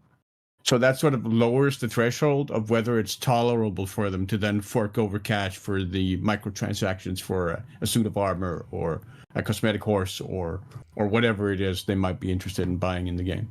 Yeah, it's interesting to see. I'm definitely excited for Bond. I'm excited to see what Ubisoft does. I'm excited to see what all of them do. I think we're also going to see some changes. I talked about this last February when I came back from the forced vacation. That's what we'll call it. That was a terrible time. When I came back from that, people who like the entire world is changing when it comes to games and developers. And like, if they're uncomfortable now, be prepared to have to put your big boy pants on, because shit's changing in ways you have even the rumors of this stuff is nothing compared to what's coming and happening. And once it starts in that direction, it doesn't ever turn around. Like some of the directions that we're seeing when it comes to Microsoft OEM, all that kind of stuff. That's Sony on the PC, certain games on the Nintendo. If you're, let's say, if you're a fan of a particular piece of plastic or whatever, gird your loins, man, because they're like, it's gonna be one of those times where you're gonna see people crumble. Like, it's so easy to see. It's so weird because there's always, like, in gamers in particular, I mean, I get it, whatever, but there's a strongman complex that always comes into games. I defeated Dark Souls while playing on the Xbox, but I didn't even have it on. Right. And you're like, yeah, I get it, man. Yeah. You're cool, whatever. I had a PlayStation before anybody else did. And it's like, well, listen. There's a lot of peacocking. Yeah. There is. And then when things fall apart, look at how shiny and beautiful panic. my feathers are. Yeah. What's so strange, too, is these are the same people that'll tell you they advance and change and dynamically can adjust to a game's, different systems that it delivers, but they can't change the name on a box. Like, there is something wholly embarrassing about being like, I can do this, I can do that. Can you do this? No, it's impossible. And you're like, okay. That's what a 13-year-old kid says. Like, it's an odd situation, man. This industry is completely changing. And, I mean, itch.io has games, right? Like, I just had somebody tell me, they're like, oh, the major stores are this, this, and this. I had forgot Good Old Games existed, which I shouldn't have. I just had forgot. It's not like I don't like them at all. I own the games I want usually that are older, and I don't go there for most of mine. But itch.io sells a shit ton of games. And they're really indie. They're they're ludicrously indie on there. And you just get they're the frontier of indie. Yeah, you just get all of these things that, like, makes you sort of sit back and go, like, damn. Like, things are a changing. But like dwarves, man, Book of Woe. You live long enough, you're gonna hate everything about that. I mean, it's just what happens. It's like, it seems to crop up. It's why I love playing all the different games too. I think it's really cool when, like, you can play all these games, sort of reset yourself and your expectations and be like, okay, you know what? Maybe my thought process for what I wanted from this game was wrong. I don't really return to a game and go, oh, this game was better than I thought, but I definitely will look at games later after playing a couple, let's just say, really questionable ones. Like Gollum. So when somebody tells me a game is terrible... Yeah, right. Where's your threshold? Yeah. And you'll get somebody say, I don't play a bunch of games. I've chosen to put my foot down here and here, and I'm not going to play this game, and I'm not going to play this game, blah, blah, blah. And then they'll say, Death Stranding's a terrible game or whatever. And you're like, okay, so you're arbitrarily holding off on playing a shit ton of games. And then, you can say it's the worst game you played for you.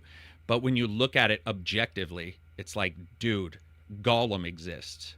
Like, correct that thinking, man. Especially the more you want to talk about business, the more you have to have experience in it. And if you don't, it just leaves you behind, because you're just like, well, we've talked about it in our chat where somebody will pop in and be like, let me tell you the 15 reasons I didn't buy these games. And you're like, but why?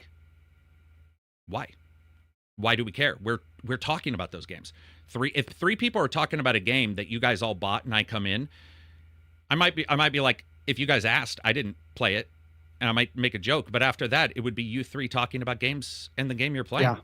Like, I could sit there and continually tell you, here's my expertise on a game I didn't play and don't have any say in. But that, you sound like a fucking idiot. You're like, you're just in there to piss on somebody's Wheaties. And luckily we don't have it in the Discord as much. But it definitely does happen where, especially, you guys know me, I'm just not a fan of Death Stranding. And I'll tease it. But I'm not going to say Death Stranding's a terrible game. I will tease that fucking thing to the end of the earth, though.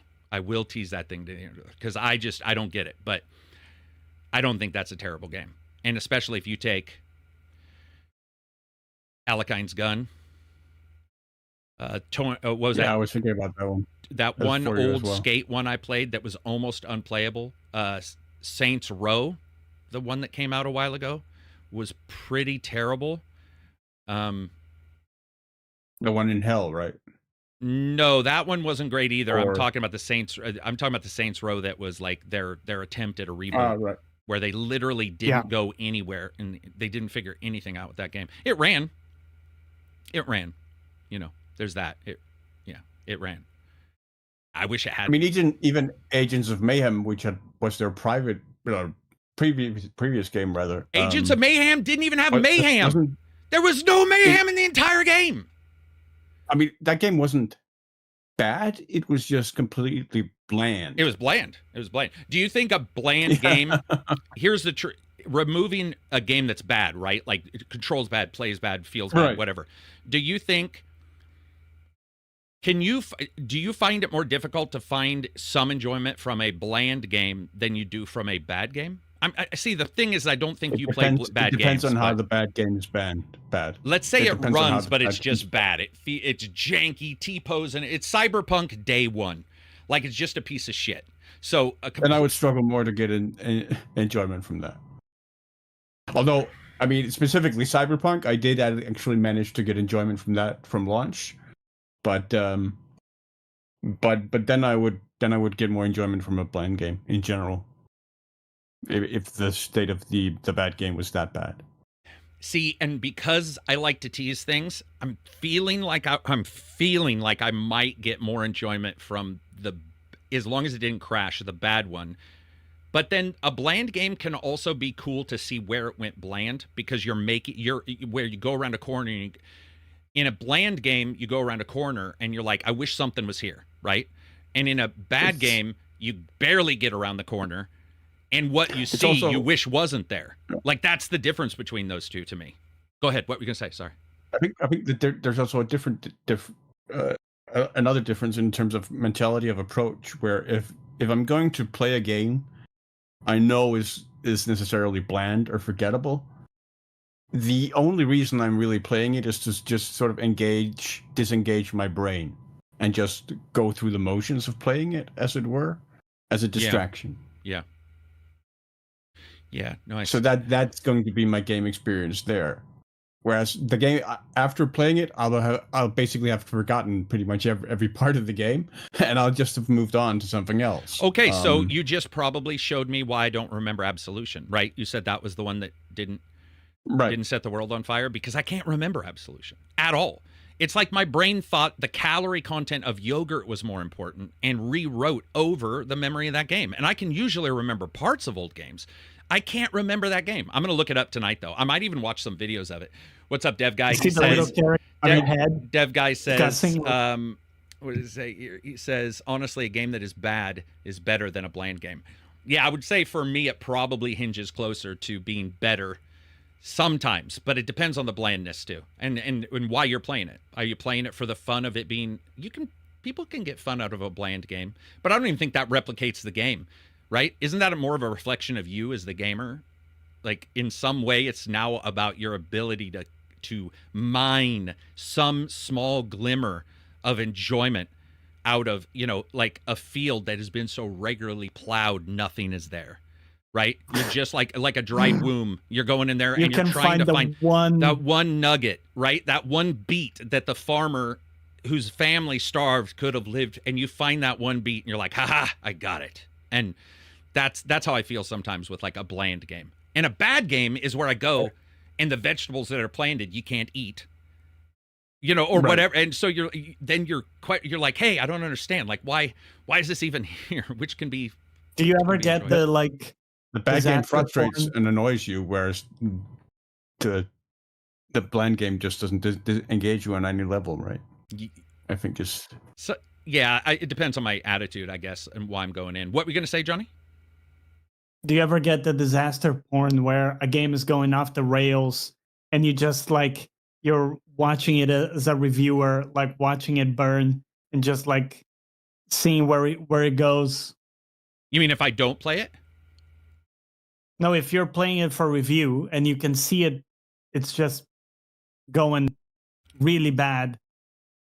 Do you go like, are you just having fun with that, seeing like how bad can this thing get? Fuck, dude, no, I love games. I want to know what it does when it gets there. Like, I mean, I know it's bad. Like, I can tell. I'll be like, oh my God. I mean, Gollum within the first. Immediately. I mean, I legitimately feel in the first couple seconds of Gollum, I was like, whoa. Is this the level of what we're like? So I'm very interested in how this is going to sound weird. If it's that bad at the starting, I'm super interested that everybody kept it going 3/4 of the way in. Then you get to the ending, and they're still crunching away, and you get it all wrapped up, and you're done. And for me, I like to sit back and go, you know what? It's very interesting to understand the team dynamic, that everybody was able to do that. Everybody was able at the company to sort of still continue to make that game. And they should, by the way. You know, they're still trying, and internally they might think it's good, or might think it hits at a certain level financially, maybe a $10 game or something like that. Do you know the only thing that comes up into my mind is when you get a game like Gollum, why it wasn't sold, why they didn't just change the price to $8.99 to try to recoup more sales at a lower price, and the curiosity factor that I think Steam has shown exists beyond a shadow of a doubt. So like, let's say you run into trouble.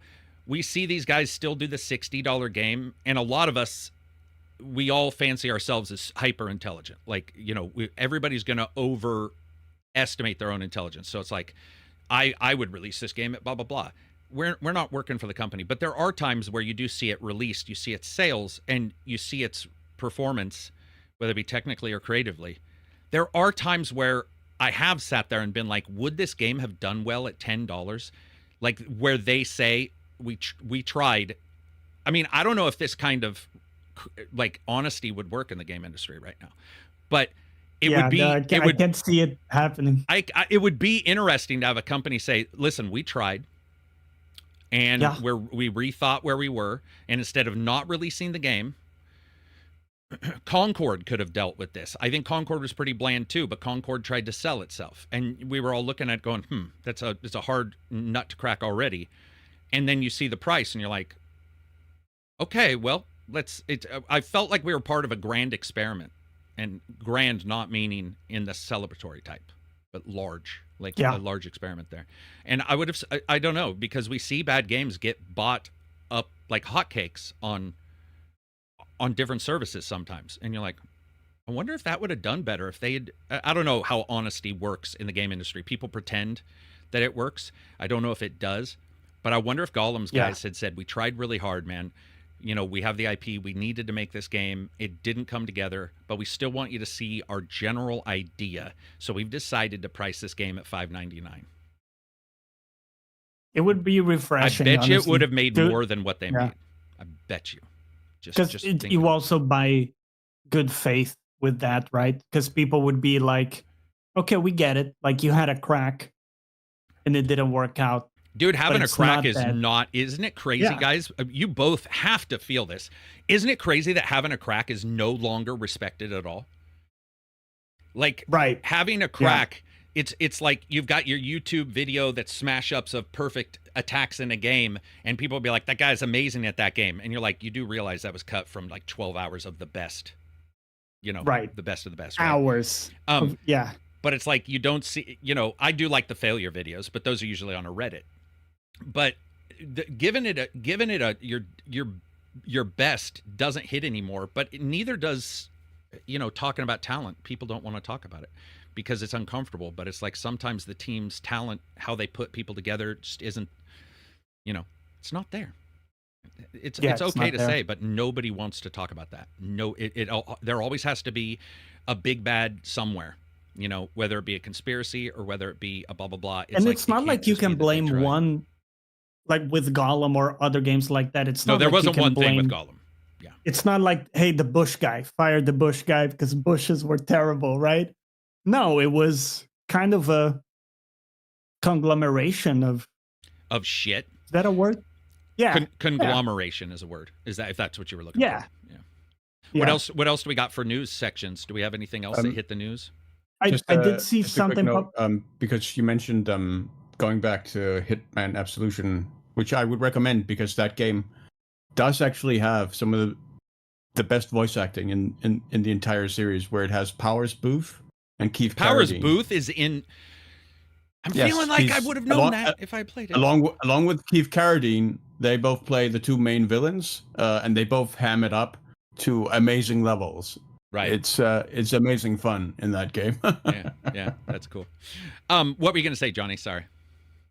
So, for Lies of P enjoyers, the DLC is called Overture. and it's claimed to have between 15 and 20 hours for experienced players, they're saying. Packing tons of bosses and ideas and stuff. Well, that's cool for them. It'd be a good one. Yeah. You're excited, I'm assuming, for that DLC? I am, and I think that's a pretty good length for a DLC. I'm assuming if they're saying for experienced players, that would be people who are decent at it. Did they say start to finish on that one? Where you start the DLC and where you finish? Like, do you start it at the main menu? No, but it kind of has to be at the end of the story because of how they teased it. So it's going to be a kind of like a cross. What do you call that? Cross. When you have like two shows coming together. Crossover. It's a crossover with another character, a character from the Wizard of Oz, the girl, Dorothy. Dorothy. The tease was they showed Dorothy, so Dorothy is coming into the Lies of P world, and it's gonna be like some type of crossover with that character. Yeah. Oh, that's interesting. Yeah, it's something. Like, I don't know. It's some. Yeah. Yeah, I don't know. I'll watch you play it. But that's a good length for a DLC for me, you know? Let's see. Oregon says, I was told not to do crack. Bud says, I want to see how bad it is and waste money, time, and energy on it. Support the bad dev. Correct. That is what they want to do. You seem like you want to control other people a lot, dude. You're going to have to step off or you're going to blow out your ass. You're going to have a fucking hemorrhoid that's going to crawl up into your brain and give you a stroke. Just let people do their thing. Wonder if they yank it off the Game Pass before it comes out, Jay says. Jay. It's already off Game Pass. It's already off Game Pass, brother. It's already off Game Pass. It's already. It's already off Game Pass. I believe Oregon Fresh says as well. Yeah, it's too bad. But yeah, they removed Yakuza's too. Did you guys see that? So, Yakuza, really? Yeah, they're removing the Yakuza games. Those were on Game Pass. Man, remember when Game Pass, they got like what, the first 3 or 4 Yakuza games? Right in a row? It was like just boom, boom, boom. Yeah. I think they put them all on the same day because obviously those have been out for a while. It was very cool to see that kind of stuff. What else do we got for news? Anything else? Anything else that we've got that's huge and big and important in life? What are we at? We're at 3. Yeah, we're at 3:15. We can wrap it up if we don't have. Oh, Greedfall 2 aims to turn a disastrous early launch around with a combat overhaul and a big new boat. This is from PC Gamer. I didn't listen. Everything about Greedfall 2 just wasn't for me, so I didn't check it out. And then it seemed to do not the greatest, but I do like the idea that they're trying to like reverse it. I just don't. I just really tentative about too many No Man's Skies. Yeah, you know what I mean? Like I'm a little nervous that everything's a No Man's Sky, and I'm like, like that right. becomes uncomfortable. Let's see. Oh, sorry, Bud. I thought you were saying you were wanting to control other people because you were calling other people stupid in here. So, just saying.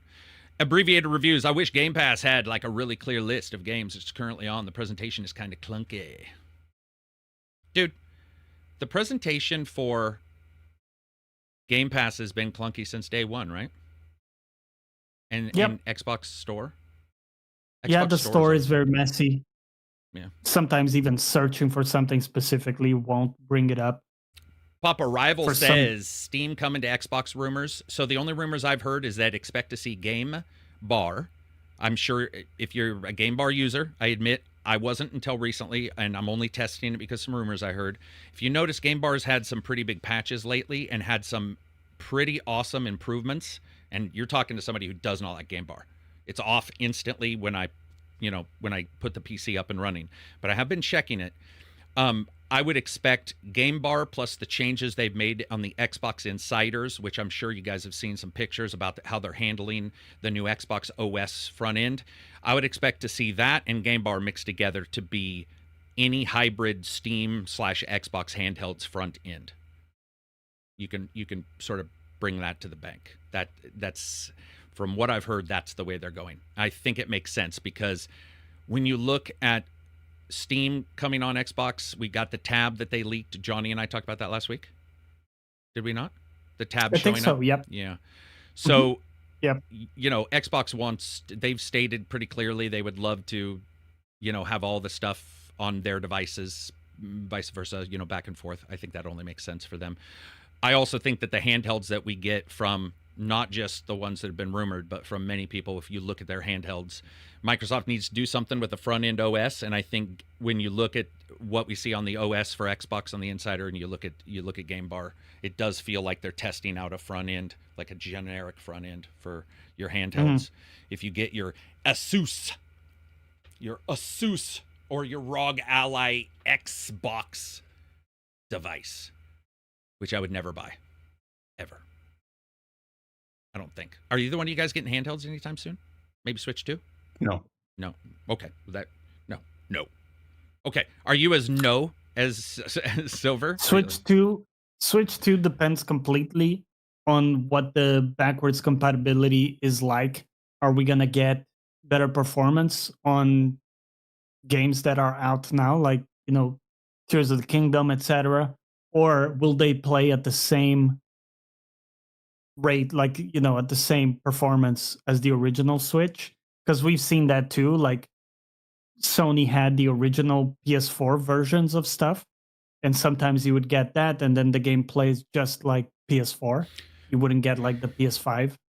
The only hint I saw of that was, I believe it was during the event, or it's on their website. They actually have 3 types of platform on the Switch stuff. It says Switch 1 titles, Switch 2 versions, and Switch 2 titles. So the versions would most likely go to upscaled and cross-platform with Switch 1 titles. And my hope is that they just upscale everything. Just dramatically upscale. So you might have to like Xenoblade Chronicles, like an upgrade. Yeah, Xenoblade Chronicles. I would hope no purchase for upgrades. I mean, yeah, great. Thanks, Johnny. Now that's in my head. Well, we side with Sony. I'm expecting it, to be honest, but yeah, it would be great if we don't. Yeah, it'd be great to just be an upgrade. Just be like, boom, here it is. Like, boom. You know, yeah, exactly. And then last but not least, let's talk about Game Informer. So Game Informer went away. Game Informer is back. That is it. I mean, they're back. Yeah, they basically ended up, some of them were still somewhat working on the back end, but they basically got another investor, it's another company, and they're under their own umbrella, and it's just Game Informers doing their thing. They're one of the few that I think a lot of us read overall. I mean, I know we can all have issues. One of the originals, along with PC Gamer. And we all can have issues with like publications, but overall, I would say when you look at it, it's like I almost always enjoyed whatever I read from them. And it came together quite well. Usually their articles made sense. They weren't like as clickbaity as some of the others. They're back and good on them. Like, I'm excited to see them back. SBZ says $5. In another bit of news from the fighting game community, Fatal Fury just revealed a new guest fighter, Cristiano Ronaldo. Yeah, that one hit weird. I don't know if anybody knows why he's in there. I think it's pretty easy to guess. Friends with the major financier of the game, as well as he's just super popular right now. I mean, we see Claude Van Damme in a fighting game. I'm not too surprised. His attack looked goofy as shit. He's goofy. He like threw up a ball and, kicked it off of it was like, whatever, he's a soccer player. I think it would have been better to just have him stick to, kicking like a soccer player kicks or headbutting. Yeah. But whatever. Yeah, it showed him. He's in there. I think that game looks awesome though. I mean, it's been 22 or 23 plus years since we've got that series, that game. So hasn't it been longer since Fatal Fury? I feel like it's I did a video on it and I looked up the exact number. I think it's 23 to 24. I can't remember. 20 to 24 is what I was saying, just because I know it was in there. But yeah, it's forever, for fucking ever. Like it's been forever. And I know their netcode wasn't the greatest on the last game. I saw that popping up. Saw people saying, "Oh, I hope they fix that." But I like the graphics. I like the style of it. It's got a little mini world, apparently, a little bit like what was that, Street Fighter 6? but not that in depth. It looks like it's mostly just going and challenging other people and getting some new items, colors for your clothes, sort of a grind mode, which is fine with me. I don't have an issue with it. Saudi Arabia are currently owning the team he's part of, so they have the rights basically, and they also own some parts of SNK. Yeah, one of our people in Discord worked on this, and it was such a weird DM because I was in chat. Everybody's streaming a game, and I got a chat going, "Hey man, I've got news on SNK, blah blah blah." And I was like, "What news would you have?" And I never reached back. And then when it popped, I was like, "Oh, no wonder you were excited." Like, I think it's pretty exciting for fans of that. Like, that's awesome. If you like him, I would never choose him as a character. I don't think. I don't know. Neither one of you guys are going to do it, right? I'll probably be the only one who will play that one. No. You didn't do Fighter Z? Probably not. Or Fighters. You didn't do that one? What's the last 2D fighter you guys played then? The Turtles one and Streets of Rage I did as well.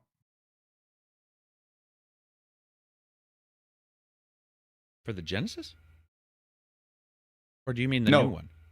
The new one. Okay, Streets Rage dude. 4.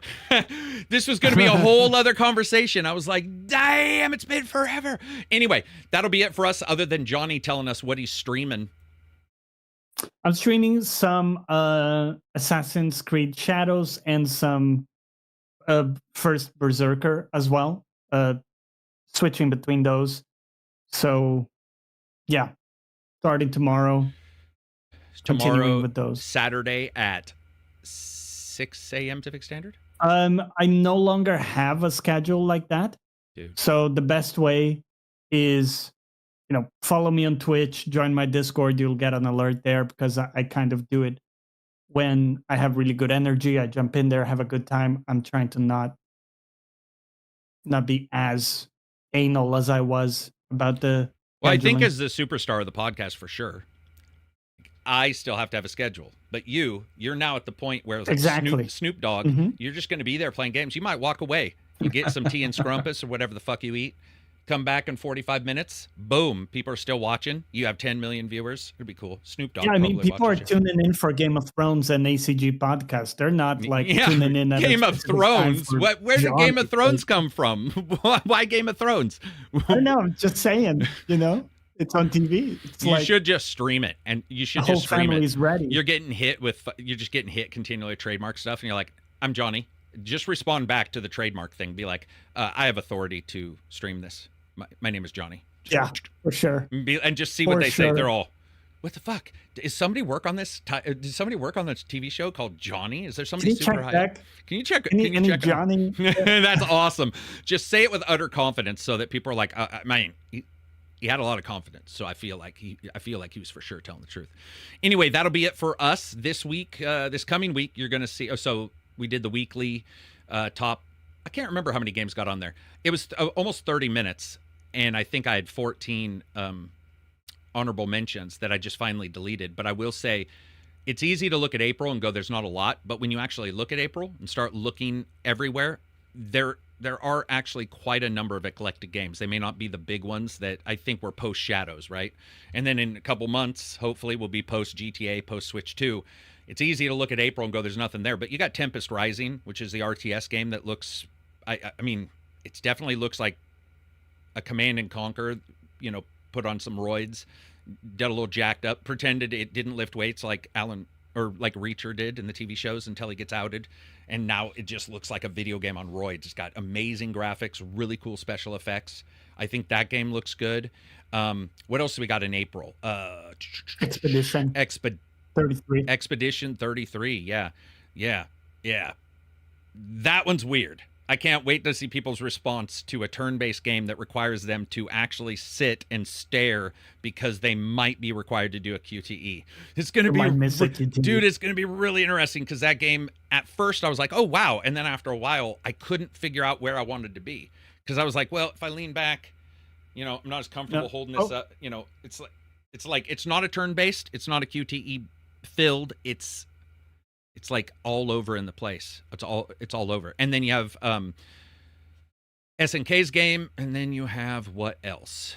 What else was in that list? Oh, dude, Drive Loop. We'll end it with this. Dude, Drive Loop. That's the one I sent you the video of.